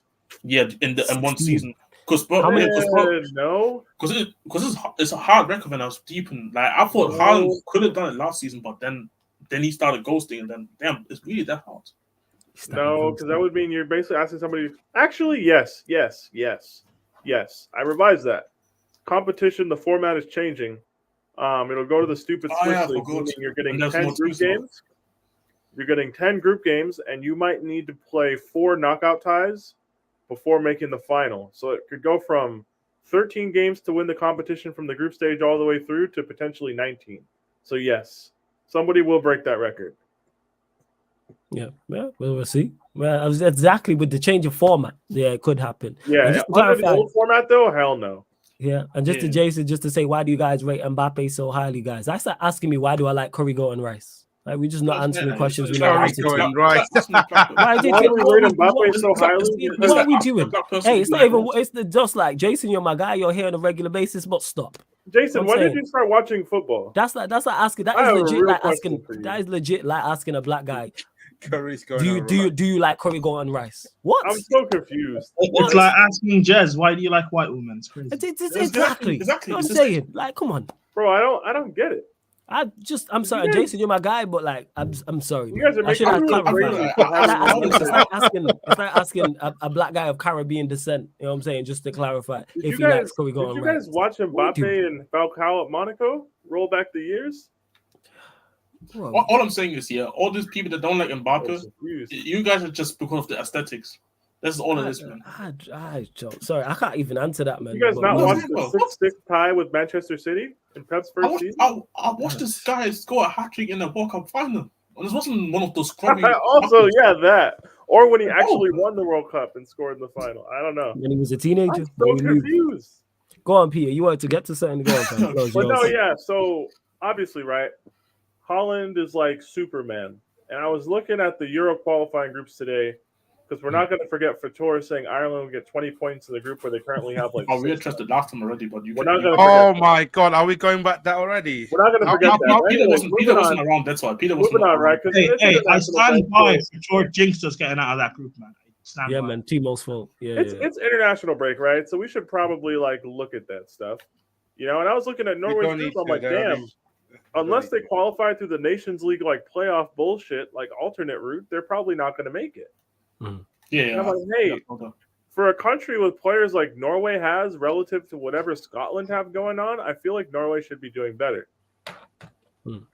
What group was they in? Scotland, Spain, Norway, Cyprus, and what other dog shit is in their group? I don't know. So they didn't finish. What was it? Just top 2, or was it just the top? Yeah, just top 2. They had to finish, and they couldn't finish in the top 2 with Haaland and Odegaard. Oh yeah, so Spain, Scotland, Norway, Georgia, and Cyprus. Jeez. Norway have 3 L's in this group. Who are these L's to? I think they lost to one. They lost to Spain. Yeah. They lost to Spain. They lost at home to Scotland. That's why they're not in this competition. Okay, they drew away to Georgia, whatever. Aside from Haaland and Odegaard, who do Norway have? I'm going to look at their squad from the last game. Yeah, let's have a look. Yeah, this is going to be interesting. Because Scotland have, like... Okay, they have Sander Berge in midfield. They have Ayer from Brentford they brought off the bench. Arsenis who plays at Benfica, although they're kind of dog shit. They have Sorloth off the bench who used to play for Palace. I think he plays in Turkey somewhere now. So it's not like a great team.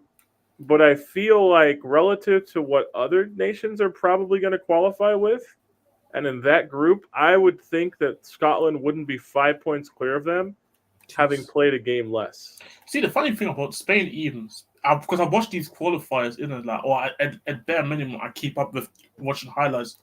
Spain wasn't even impressive in this group. Like, I feel like the most impressive team in that group, ironically, is Scotland. If you want to say like who did Norway have, fine, but like Scotland have McTominay, John McGinn, Andy Robertson, Angus Gunn in goal, like pretty much no one up top. Like I don't know, man. They got Billy Gilmore, I guess. Like we can act like their team is good, but for Scotland to have qualified so clear over Norway, I think is disappointing for Norway. So Norway currently they are going to the playoffs, right? I don't even know how the next stage of the competition works. I could look it up though. Because I remember how the World Cup used to work. How you finished, I think, third in your group, and then you would go to the playoffs where you had to play teams. Let me go to the playoffs. Actually, yeah, never mind. It's not the Nations League bullshit. The 12 participants based on the performance in the nation. Interesting. I think I've seen something, yeah, because I didn't, that's what I don't know, because I'm a bit confused in terms of how it works. But I read something about so they're going to be in the playoffs. Yeah, but then obviously they have to win the games from the playoffs, so like they could potentially definitely miss out of the Euros, which is ironic because I think Harden, when he won the men's FIFA, when he won last year, and he won the men's FIFA, and I think somebody asked a reporter asking about. Actually, I don't think they're even in the playoffs. What I'm looking at here, they're not in it. We've got Croatia, Italy, Poland, Israel, Bosnia and Herzegovina, Finland, Iceland, Greece, Georgia, Kazakhstan, Luxembourg, and Estonia. Once at Estonia. Norway are not currently even in the playoffs for the Euros. Quick question: Do you know? Obviously, on the website or wherever you are, do you know how they base it off? Yeah. So it's something to do with your performance in the Nations League. If group winners of the Nations League are qualified to the group stage, they're replaced by the next best ranked team from the same league that's not also directly qualified. Any group winner in the Nations League at any league level is automatically selected for the playoffs.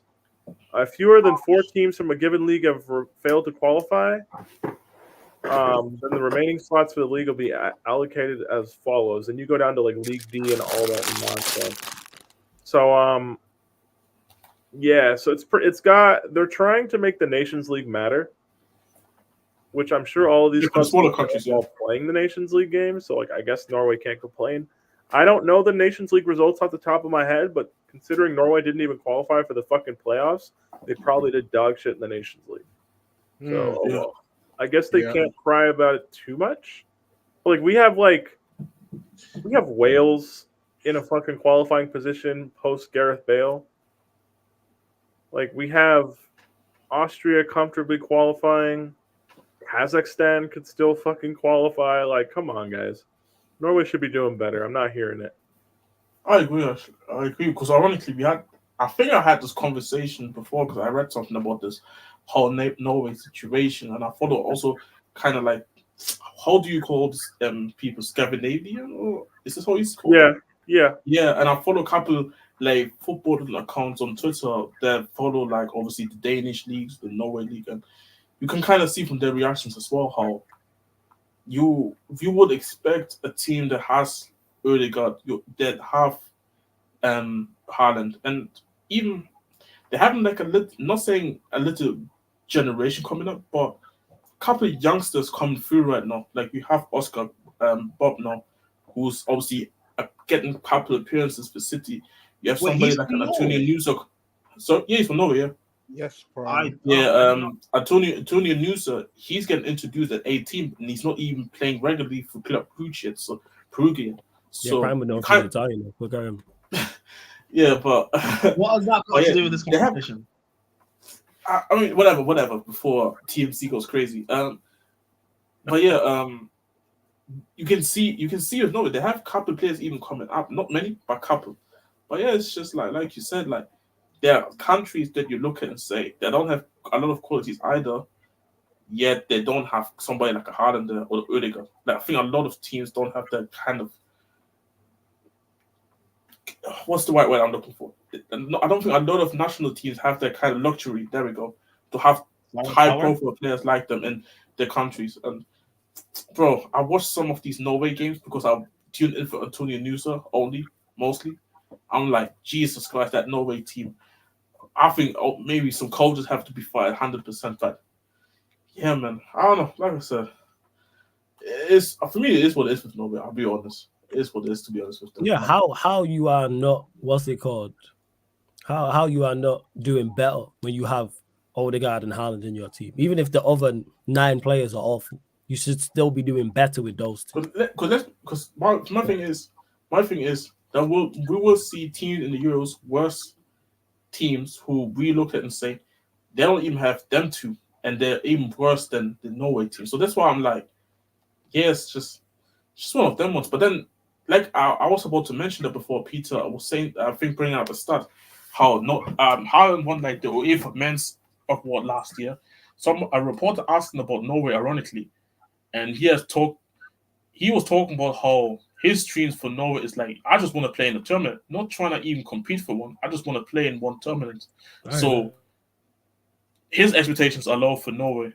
Like you could just tell, like, yeah, I don't think he's expecting anything to do, even just trying to get into a tournament. This is all he's hoping for. So it's like, it is what it is, to be honest. Like, but I do look forward for talking about Euros though. I do look forward for the actual Euros though, because absolutely, I can't wait for it. I'm very much looking forward to it.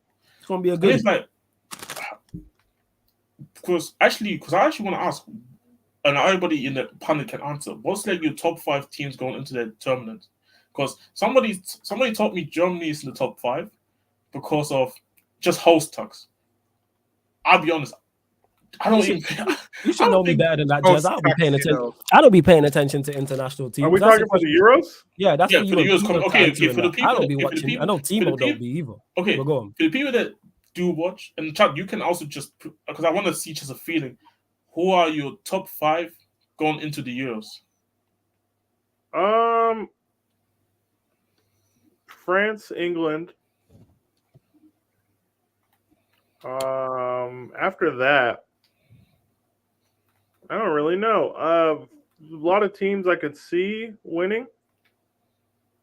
Like I would say, I guess you'd put Spain in the top 5, but I don't actually think they're gonna win. Yeah, of course. Okay, you know what? Let's narrow it down then to the top 3 then. I think that's easier. I would go France, England, and between Germany and Portugal, I'd probably go Portugal. You see me. I ain't even putting Germany in top 5, and they are the hosts. They're actually so. What's your top 5? Just you ain't got Germany top 5. What's your top 5? I don't have Germany top 5. No. Like, okay, this is based off how I've been obviously thinking teams gonna go. So, I think Italy's better than Germany. I think Spain is better than Germany. I think France is definitely better than Germany. England is definitely better than Germany. So there's one more spot left, and then I say Portugal. Did I say Portugal already?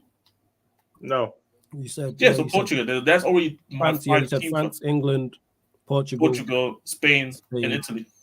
Well, these one and the fall off is actually insane. We are the hosts, yet I don't even think we're top 5. I hate this sport, man. I hate this sport. Happens, man. But anyway, I do look forward to the tournament though, because like I'm very much involved. I can't lie. I've got like 7 tickets for that tournament, you know, on my account. Before you carry on, big up Casually FC, big up Marshall for the raid, large up everyone that's tapped in from the raid. Get your questions in before we close out the show in the next 10-15 minutes or so. Go subscribe to Casually FC. But yeah, go on, Jez, carry on. Say what you're saying. No, I was just say like the reason why I'm looking forward for this tournament is because I want to see where England's gonna go out. Yo, I hope England's in Group C, you know, because I got those tickets, you know, Group C or D, man. That's not the question that I said though. Wait, they sell tickets according to groups before you even know who's in the group? Yeah, I think got- because I think I they did like a whole. They did like a whole. What kind of dumb shit is that? Yeah, man. That You're happened buying before. tickets to groups, but you don't even know who's in the group. That's the thing. Yeah, no, it's stupid. It's not stupid because I remember because I wanted to get tickets for the Euros because I want to go Germany do it in summer, but then I saw how they want to plan it. I'm like, I ain't trying to go and watch. I don't trying to see Kazakhstan versus Germany. I Hey, ain't trying shout to me see that. if you want tickets. I got 3 of them extra. Hey, no, Hey man, I'm going Actually, to you know Copa what? America this summer. You guys can have the Euros. Oh, you going to That's Copa good. America? Okay, Oh fine. yeah, it's in the Yeah, States. because the United States of America, they're in the. Yeah, and it's Copa 16 teams again. That's crazy. Yeah, man. Is Enjoy it it. also next summer? Is it also next summer? Yeah. Yeah, 2024. It's the same time as the Euros, right? yeah, they're Yeah. they're separated by like a day in the calendar, I think. Okay. Yeah, you're not gonna get watch-alongs galore. I figured it out. I probably end up doing Copa America on here and like Just like 3 years Euros ago. on 2 years ago. Yeah. Yeah. 2 years ago. probably run it like that. Probably. And yeah, big up again to Casualty FC. Big up Marshall every single time. Flawless. Keep an eye on the Euro draw on December the 2nd. Oh, it's December. Oh, that's right around the corner. All right. I will keep I an hope eye on England's in Group C, man. Fucking hell. I got Huh? the ticket, man. Fuck. And the thing is with England, yeah, I hope for your sake. Actually, you might even want to watch England because England. Group don't get C or mistaken, D, man. Group C or England D. have a great side, like Steve. The problem's the manager. I think we all established that. England's biggest problem is Gareth Southgate. It's their biggest problem. I think we're all fully aware. Big up Black Diamond in the cut Actually, as well. two biggest problems: the midfield Go on. balance and the manager. Yeah, the Oh, yeah, midfield balance is a 100%. problem. Yeah. How? Yeah. Midfield Yeah. balance is a problem. You're right because it's like Bellingham, Rice with who? Oh, hey. Then We even need- then, Bellingham is all of. But then even then, Rice obviously Rice is more defensive than Jude. But then even Rice, you can see like Rice enjoys going forward. He enjoys it. Do you And not he can think do- England have a left back issue? See, you know what it is? I think That's a good question. I don't think they don't because I think the quality around Europe is not that high where I believe it's gonna be that exposed. Like ironically, they should have won the.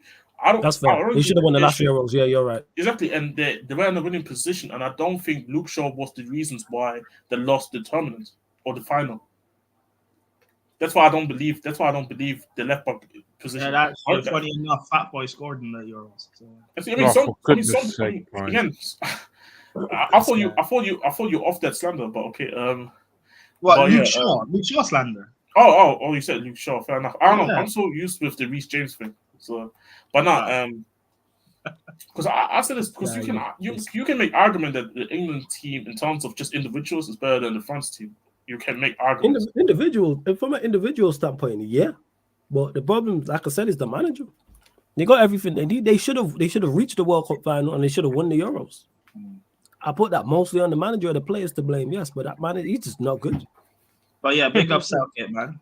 Big up He's just Southgate. not good. So yeah, but it will be an interesting watch because there's always a big Games. conversation about England before tournaments, and then when they lose, who to blame? But we crazy. But switching lanes, yo, Peter, want to get your thoughts on it. Obviously, what happened yesterday for those that NBA heads, Timo, same to you as well, with the melee between the Golden State Warriors, Minnesota Timberwolves. I just Klay saw Thompson. Draymond got suspended for 5 games. 5 though. games, yeah. It was Klay Thompson. I don't even know who was the player he was having issues with initially. It was Klay Clay Thompson. Thompson and Jaden McDaniels, and Draymond wanted to go feel important, so he went over and- there. Yeah, and then Draymond. Then so yeah, thoughts on what you seen in particular. The Draymond Green choking Rudy Gobert. Thoughts, Peter. I actually wanted to get your thought. I'm glad you're here. I don't know why it was so serious 2 minutes into the game. Like, I don't really get that. On a night when you're out without Steph Curry, I don't really understand, like, putting somebody in a sleeper hole. I don't really get it from Draymond's perspective. I understand wanting to defend your teammates, but, like, I don't know. You're already shorthanded. You got to know that. Like, you've been in the league for 10 plus years. You got to know the situation, know your personnel. And it's not like he got ejected with the minute left. He got ejected 2 minutes into the game. So it's like, hey, man, I don't know. I just don't think it was necessary. Like, is Have him Gobert a bitch? Kind of. Yeah, Why him and what? Gobert got previous. A certain happened Yeah. between them. Is Gobert a bitch? Kind of. But Draymond ran over there and was smiling like, yeah, man, he's been waiting to do that shit. So, like, I don't know, man. It is what it is. He got suspended for 5 games. I'm not surprised that he got suspended for 5 games. Yeah. But it is nobody died. It's really not that big a deal. It's just if the Warriors, because Steph's out day to day anyways. If they lose some of these games, people are going to look back and say, "Oh, what if we had Draymond?" And you're going to really have to reconcile with the fact that he got himself in that situation. That is true. That's what it is. They'll deal with anything that comes with it. Not I know you surprised think. really with this kind of behavior. Yeah. His Yeah, go on, behavior. Timo. No, I'm not surprised really with his behavior at times during the games though. At least Because it's at just least typical that kind Draymond. of punishment probably like 10 games at least, but 5 seems more sensible for him. They can't just suspend him for 10 games for that, man. Man, 10 really games put is man a in this lot. whole sleeper hold, and go back. 800K. They're gonna lose 800K. 800K. Wait, But who's that's losing? nothing, to be fair. Who's losing 800K? So Draymond will lose like 769,970 with the 5 game suspension. He'll Yeah, lose but that's 700. good, but Wait, hold on. What? Is that correct? I'll send you the group chat. Oh, that doesn't seem right. 700K. Right? Yeah, I just send you the group chat now. The NBA group chat. Oh, you're talking about him getting fined for that? Yeah. Because you don't get paid when you're suspended for stuff like that. I don't think. Yeah. So whatever 5 game checks would be for him. Yeah, that's 700. Hey man, 700K. at least he's got his podcast still. Hey, running. when you put it that way, I wouldn't be running over there and choke holding people. Yeah, I'm not putting anybody in a sleeper hold, and that gonna cost me 700K. There's no one I dislike that much. Yeah, that's what But I'm saying. then Draymond is just a dumbass, though. 700K. Like I said, so them man do have previous because it seems no one likes Gobert. What's that about? I think it's just his personality, that people just don't like. So I know about him. I can't think of a specific instance off the top of my head. Like, I don't watch enough Timberwolves or Jazz when Gobert was there versus Draymond to, like, even really know. Like, whatever it was about, I just don't think it matters in the context of yesterday with what happened. I don't think it matters that much. I think he just said, "Fuck it, let me just." Maybe I'm tripping for having that opinion, but, like, I just don't think anything could be that serious. Yeah. I personally think he just wasn't taking the piss and he just said, "Fuck it." Not for, like, a minute into the game, at least. Facts. You at least gotta like wait a half, or we're in like a hotly contested game. Not when the score is still 0-0 in a fucking NBA game. And how come Cat just watch? Does he not like Gobert either? It's like, yo, man, didn't even try to help his teammate. I just watch. Man, I really think like it was so early in the game. People like, hey, what the hell is going on? I was like, yeah, bro, Yo, if I tweeted out, I said, yo, if I'm getting choked out and we teammates and you don't help me, we are not cool no more. I'm sorry, Flawless. I think that's a dumb way to look at this, though. Oh, help me! I'm getting. What you mean? It's a dumb way. I'm getting choked out. That's exactly what Draymond wants. Good, help me. I'm clearly struggling. No, we're trying to win. They're trying to win. You go over there, you get thrown out of the game. Get thrown out. Help me. I'm being choked. I'm in a terrible game. Look. Maybe Cat doesn't like Gobert. I don't know. It must be that, man. We not boys no more. I'm sorry. I don't think the Timberwolves are soft for that not devolving into a full-on brawl for no reason. No. I'm not saying no. I'm not saying full on brawl. I'm saying help me. I'm not saying choke him out. At least grab his arm or something. Don't just watch. Is what I'm saying. Don't watch me get choked out. Nobody fights anymore. Yeah. Nobody fight. I am getting choked out, Peter.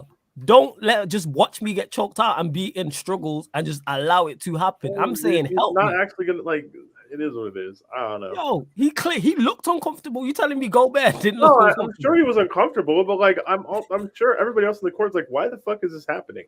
Yo, I'm saying that's levels. We not bad. We ain't cool. I'm sorry. If I'm as close to this to the mic and you are watching me get headlocked by someone who is what's Draymond 6'5"? Yeah, but Gobert's like 7 feet. Yo, he's 7 feet, but the point is he's strong is the point I'm making. I clearly can't get out. Help. Grab his arm. Do something. I'm not saying punch him. I'm saying, yes, help me. What the fuck? That's where I'm at. Maybe Draymond smells bad. They don't want to get near him. I have no idea. you know what it is with me. I think. I don't really see like. We ain't boys, man. I know what I'm at. You know what I'm saying? You know what, I'm in a sleeper hold, yeah. What I'm not about to do is ask for a logical reaction once Draymond just took that situation from 2 to 10. Because what he could have done is just let McDaniels and Clay beef.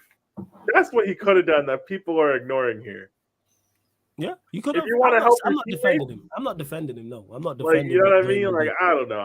Draymond wanted to get to Gobert for a reason. It's 2 minutes into the game. They didn't need to be doing all that shit. No, I agree with that. I agree with that. Sorry to cut you off, Jez. That's not the point. Like, he didn't need to do all that. He had something prior with Gobert. It seems that's why I asked. Honestly, he just wanted to talk about Gobert. Yes. So, you know what? I think he just wanted to. Everybody knows about it. So you just gotta let niggas squabble sometimes. Yeah, the point I'm making is if I am in a sleeper hold and we are boys and we are teammates and I clearly can't get out, I'm saying don't just stand there and watch. I'm not saying punch him. I'm not saying get him in a headlock. I'm saying intervene in some form of way. Don't just stand there and watch. Not everybody in the NBA is boys. Yeah, it goes to show. That's what I was saying though. But low key, I think he had memories when Ben Simmons had him in the headlock, and he said, "Like, I don't want to get involved in that." Yeah, again. When Ben Simmons and he did the tap. I'm just saying he probably had memories of that shit. You know what I'm saying? So it's like, but now, hey, I mean, serious. You know what I'm saying? I think Draymond's just a weird individual. This is what it is. Like that shit ain't funny. You know what I'm saying? If we boys and we help me. You know what I'm saying? The fuck? You just gonna watch me get sleeper hold that I can't get out of it. I thought, hell yeah, go on, carry on. I'm just saying. I think Draymond just weird. I know you would. I know you would because we boys like that. Yeah. Steve, you're doing nasty dirty macking right now. Nobody fucking asked you. But whatever. But the point is, Flawless and I actually have a good relationship. We're assuming that Cat and Gobert are boys, or we're assuming that no one else in the court is hip to whatever beef Draymond's invented with Gobert, or whether or not that exists.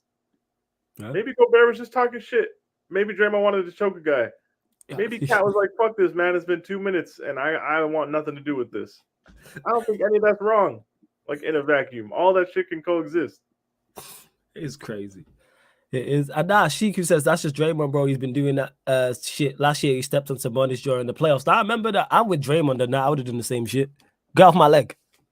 You know what I'm saying? I'm with Draymond on that. Don't grab my leg. You know what I'm saying? I've done that on football. I've done that on a football pitch before.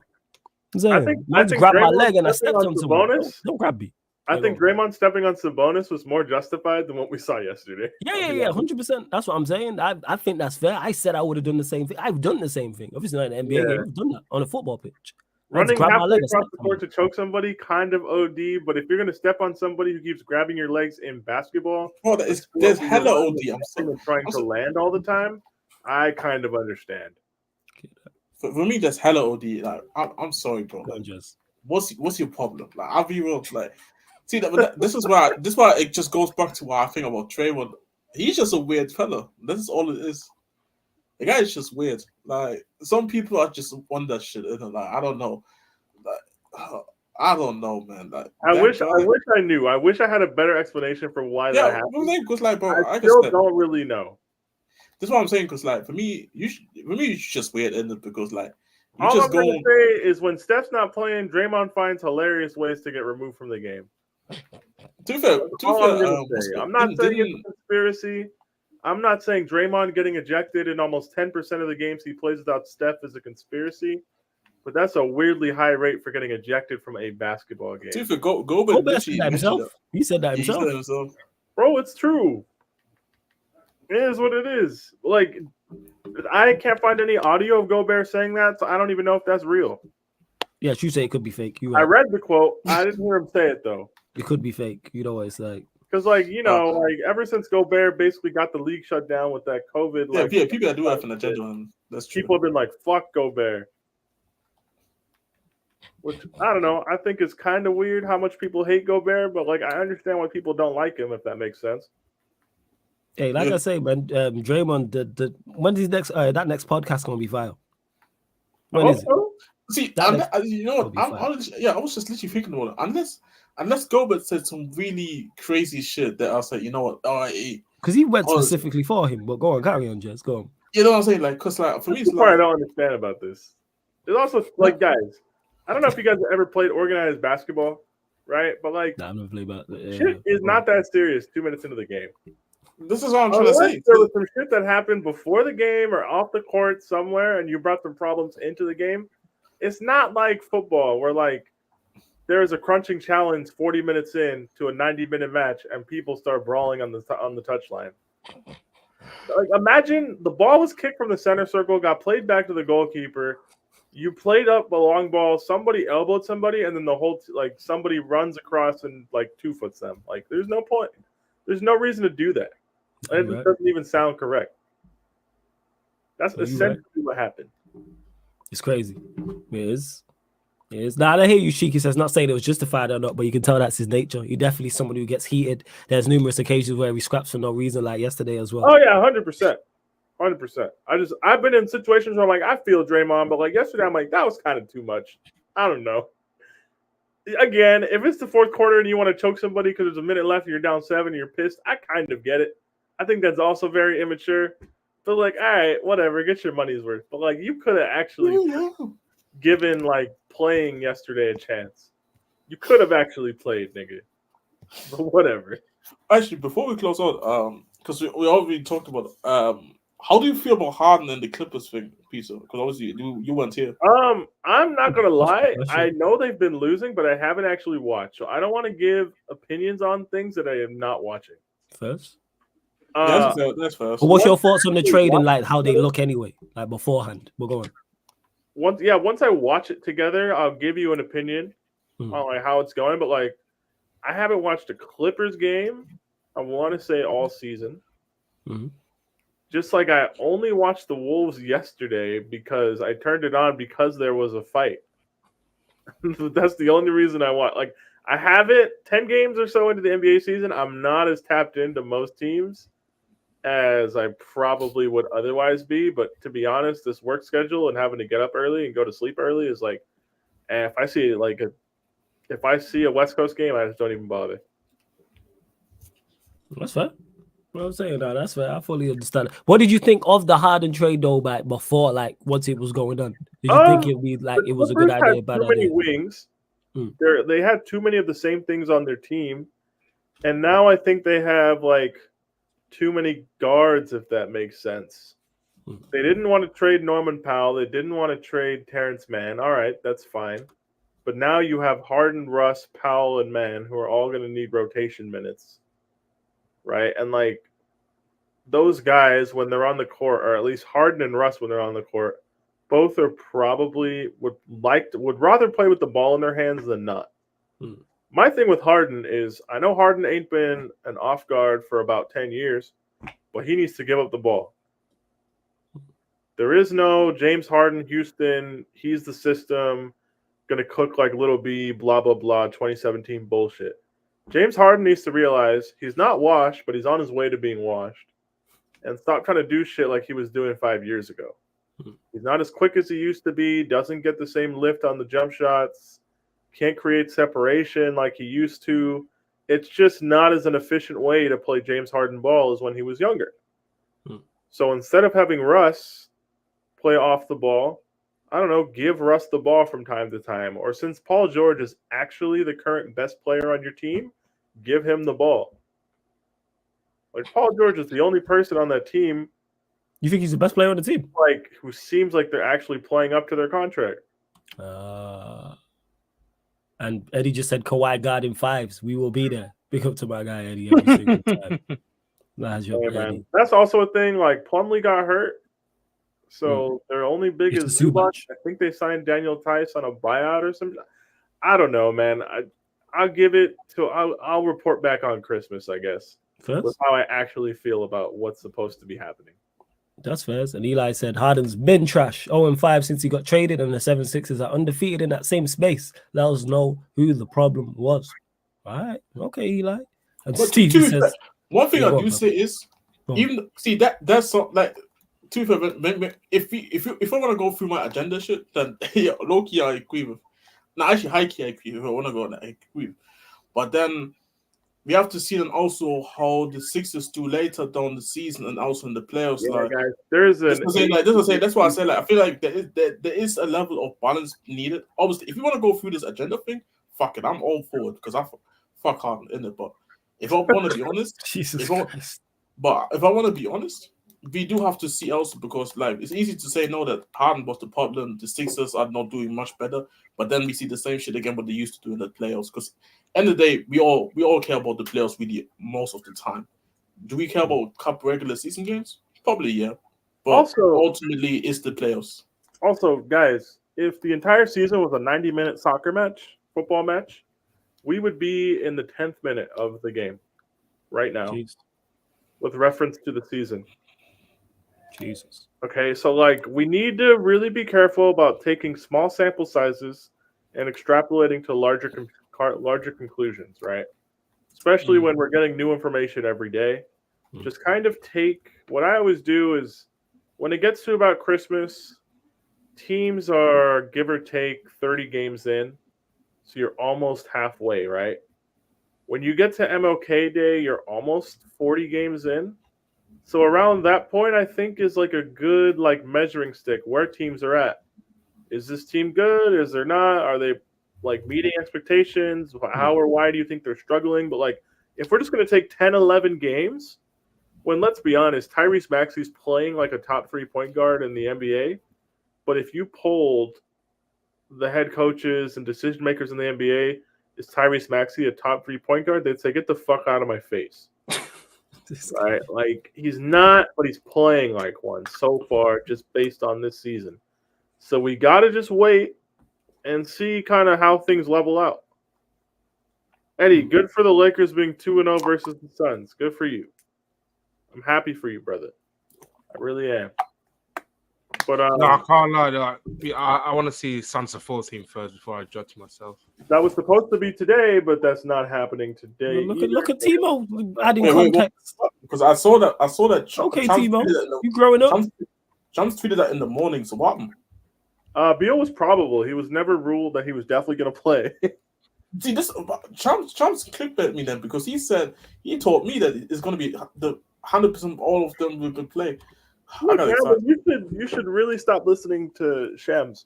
Like Vogel never said Beal was definitely playing today. He said he was probable. Like that's what he always said.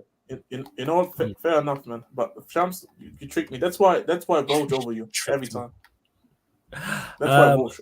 And to hate you's asking when is the next NBA stream.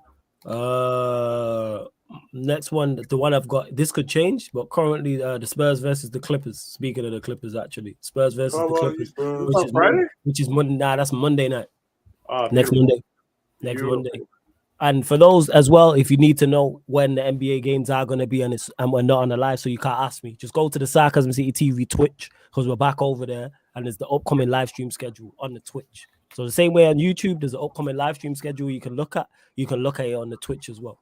So you get all the NBA watch-alongs over there, Premier League, etc., all over. So all over on the Sarcasm City TV Twitch. So make sure you go download the app if you don't have it. Follow us over on the Twitch because there's going to be a lot of content going on over there. We're no longer on the Kick people. We're back over on the Sarcasm City TV Twitch. So yeah, Jason, big up to you. So that's where all the NBA regular season, obviously the playoffs as well, which I look forward to. Probably my favorite part of live streaming, to be honest. Playoffs are fun. Because the playoffs are fire, man. Yeah, especially the first round in the West. Last year, that was incredible. Like that first round in the West. You still have my YouTube TV info, right? I don't. I need to get it back because I undownloaded it. I linked my League Pass to YouTube TV. Oh, is it? All right, yeah, I'm gonna re-download that. I'm gonna re-download that still, 100%. Blessed for that. I'm gonna get it back on my phone, 100%. Nah, I appreciate that. And yeah, to Andy who's asking, Flawless, you do no watch along for Brazil versus Argentina next Wednesday? No, because it clashes with. It's Tuesday night, but it clashes with the United Liverpool show. Otherwise, I probably would have done it. But it's a 12:30, I think. Unless I might actually, you know what? Keep a lookout, Andy, because I might push that show forward. I might push that show forward to like 11 so I can do it. So yeah, I will actually. So you will get a Brazil Argentina watch along. Yes, over on the Twitch. See, people, I always take what's the word I'm looking for? Recommendations for streams on board. So if there's anything else you lot want us to do in regards to watch-alongs or live shows, let me know in the chat because we're always open. Isn't Brazil playing this international break England? Did it? Nah, England played twice against. No, they played against Malta I and think North on Macedonia. Friday it's the England Malta. I think that it's the tickets for Because England. I thought seeing something about how England are gonna play. Yes, Brazil at that some is point. the ticket sale for England Brazil on Friday for members. So yeah, I will do that, so- Andy. I will do that. So just keep a lookout. That'll be something else I add to the schedule. That's something else I'll add to the. And yeah, no, Steve, I'm not doing a Coupe de France watch along unless it's PSG. Run that shit, man. Hey, that was your man. Hey, that's one of the That's most. your managers. That's the most prestigious cup your managers won, mate. What are you talking about? That's hilarious. But that's true.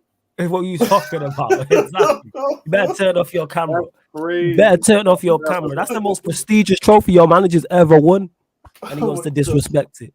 The Coupe de France, the Coupe. Fresh FA Cup. Wait, who are you talking about? Our manager, Tuchel's won a Champions League. When the Tuchel managed Chelsea Football Club, yeah. Stupid. Oh, you're talking about Claude. Oh, okay. I said your current manager. Hey, just go back to doing whatever you was doing, Prime, because you're clearly not here. You know what I'm saying? So it's fine. But yeah, we're talking about Chelsea. He's looking Football Club. he's looking Hey, where yo. to book his next hotel and come. Pez, do you want to do Thunder Warriors on Saturday? And no one heard you, Jazz. Shut up, TMC. Thunder Warrior, yeah, why not? I don't mind jumping on. I'm not about kinda Saturday, down. but if you don't want to run it, that's fine. I said I'm it. kind of down to do it. Yeah, we can do it. Yeah, But partner, after just have to remind myself again. Yeah, let us know in the chat, people, in regards to any NBA watch-alongs you want us to do. Obviously, any guys, international game suggestions. We're not definitely going to take your suggestions for NBA games, but like we'll consider it. You'll put it in the suggestion box, and we'll see how we feel about it. Yeah, 100%, and international as well, because I don't be following. Like Andy asked about Brazil, Argentina. I will do that. Yes, that'll be again. But NBA watch-alongs, international watch-alongs, Twitch people, not here on the YouTube channel. We over on the Sarcasm City TV Twitch. Alongside, once the Premier League's back, non-Manchester United watch-alongs will be over there as well. Well, yeah, I think that's it. I think we've answered all the questions. Big up everyone that's topped in. Hit the like button, subscribe. Miami said, Joel said Miami versus Milwaukee. Is everyone not hurt at Milwaukee apart from Giannis? No, Giannis isn't playing, but everybody else is playing. When does Miami play Milwaukee? I don't know. Let me have a look at the NBA fixtures. Let me figure it out. When the hell is this? Let me figure this out. Is it Friday? I'm having a look. No, Friday, I'm definitely not doing it. I'll be honest. Yeah, I'm out because I can't do anything Friday. There's nothing. Guys, give us like a date where this is. Just having a look now. Miami versus Milwaukee or Miami or Milwaukee? Nah, he said Miami versus Milwaukee. That's what he said in the chat. Oh, that's on November 28th. Maybe. Oh, that's way down the line. Yeah, maybe keep a lookout. That's a Tuesday, so I don't know. You probably have a show scheduled during that time, Flawless. What time is it on the Tuesday? Tuesday, well, it'd be Wednesday morning, 12:30 a.m. for you. But I'll have a show that time. That's the first week we come back from international break, so we'll probably have some shit to talk about. There you go. Because I was gonna do, obviously, if I wasn't out this Saturday, I'm not around. Otherwise, I was gonna do Bucks Mavericks. That was on the agenda. That's actually something that I do want to mention quickly. Yeah, go on. I don't know if you guys have seen, because obviously I had nothing to do, so I was just watching the Women's Champions League today, and I was watching the Real Madrid versus Chelsea game. Oh, you watched how we got shagged for a win? Yeah, pretty much. So for the people that don't know, you might as well actually go and watch these highlights. How Chelsea, that is the definition of, if people always scream robbed, that was the definition of robbed right there. Unbelievable. Because so pretty much. Obviously, Chelsea go down 1-0 first. Obviously, Real Madrid players scores. Then, obviously, Chelsea's trying to find goals. They're dominating. They get in the equalizer. Then Sam Kerr makes it 2-1 in the second half. This is then when the madness goes. By the way, before that, there was a penalty shot even before for Chelsea that they didn't get, which was worse than the penalty that actually Real Madrid got, where the player from Real Madrid was running obviously towards goal. Gets fouled outside the box clearly. Like, you can clearly see it. And the referee calls a penalty. So that makes it 2-2. But then all good. In Chelsea go again. They try to get the winner, make it 3-2. Chelsea scored the winner. The flagsman or flagswoman, I guess, I think it was. calls it offside. But then when you watch the replay, nobody's offside. Bro, just people go and just watch that shit show of a referee performance right there. That was next level robbery right there. Because I just couldn't stop laughing when I saw that live. I was like, how the hell did they get away with it? They don't That was respect us, man. hilarious. All good. First, love to everyone that has locked in. And Steve, no, I'm not doing Bulgaria, Hungary. Absolutely not. No, I know you'll be watching that. No, Absolutely not. I am not doing Bulgaria, Hungary. I'm just doing these England games just because I'm like, all right, I'm at least familiar with the England, but I'm not looking forward to watch alongs and just Wait, you don't saying wanna some watch content on the Szoboszlai? Twitch. Nah, you can watch Szoboszlai, you know what I'm saying, versus No, Bulgaria. I already have to suffer enough of Kai Havertz Hey, and Jordan facts. and Andrew and Jordan. You know what you deserve, because of the way you are, you deserve that. But anyways, love to everyone that's Damn. locked in. Big Damn, up, just thoughts? big. I don't know. No, he deserves it. See, he'd even deny it. So yeah, hold that, just. Yeah, Anyway, you go guys on. treat me like shit all year because Tottenham didn't do well. Oh, they treat me like shit. Oh, victim. I know you Always wanna the do this. victim. No, It's you want to do never this, your but fault. okay. No, you want to do this, but every time before that, it's like, you were saying the same shit. What? This is what I'm saying. These guys, I'm telling you, you guys are no one's like, you are a disgrace. You are a disgrace. That's playing the victim. Why are you moving like flawless? It's hey, This is Prime, no no one more asks you for thinking anything. this. You know what I'm saying? This No is one no asks more for your thinking input. this, man. Mr. TMC. Yeah. He is Mr. TMZ. That is fact pops up for the beef. You know what I'm saying? Right there with the camera on deck. You know what I'm saying? Joke, man. Great show as always, Flawless and crew. Have a great night, gents. Big up to you, Eli. Love to everyone who has locked in. We're back today, people. 4:30 p.m. UK time. Man United podcast. So me, myself, and Rhino talking all things Manchester United. And from now up until that show, something else will probably break in terms of news with Manchester United because that's typical us. And then midnight, shut the fuck up. Midnight UK time, people. Manchester United Arsenal show. So myself, TJ's not about, but I got a couple special guests joining that, couple Arsenal fans. So that should be a good show. And then check out the upcoming live stream schedule. Let you know all the shows that are coming up. Don't forget, like I said, follow the Twitch. Go to the Twitch because the upcoming live stream schedule is already up on there. Because we're going to be back once the Premier League's back. Obviously, we got the 2 England games on there Friday and Monday. But once the Premier League's back on that Saturday, I'm doing 3 watch-alongs, people. So you all get Manchester City versus Liverpool. You all get Newcastle United versus Chelsea. And you all get Brentford versus Arsenal. So you're getting back to back. Yeah, go on. I forgot. Football has to come back eventually. Fuck. You'll be all right, man. You know what I'm saying? You got Action Jackson, man. He scored 6-2 or whatever it is, or 5-2. That's hilarious. Or 4-2. But yeah. Yeah, man. 100% Prime's guy, man. There we go. But yeah, we love to everyone who has locked in. Your guy. You know what I'm saying? You're a Jackson fan, right? Since when? Are you? I'm asking the question then. Are you a Jackson fan? I'm actually a Jackson fan, like low-key. There we go. I like him. Got some Jackson fans in the building, I man. like him mainly because he's not Havertz, like, truthfully. This guy. And don't forget, people, this show and all the other shows on the channel are available on audio-only platforms as well. SoundCloud, Spotify, iTunes, wherever you get your podcast. Type in Sarcasm City TV, and this show and all the other shows will pop up. Like I always say, if you want to listen while you're cooking, cleaning, while you're driving, at work, maybe at the gym, whatever the case may be. So Spotify, hit us with the follow and 5-star us, Sarcasm City TV. All you iPhone users, iTunes, Apple Podcasts, go over and 5-star us, leave us a review. Same with SoundCloud as well. Hit us with the follow, etc., etc. And don't forget, subscribe to the Sarcasm City TV gaming YouTube channel. Obviously, been running pro clubs on there, EAFC. We'll be adding more stuff over there. GTA's on there. At some point, I will get to NBA 2K and other games as well. But love to everyone that has locked in. This has been the Sarcasm City Sports Q&A live on the Sarcasm City TV YouTube. Big up for tuning in. Conte out.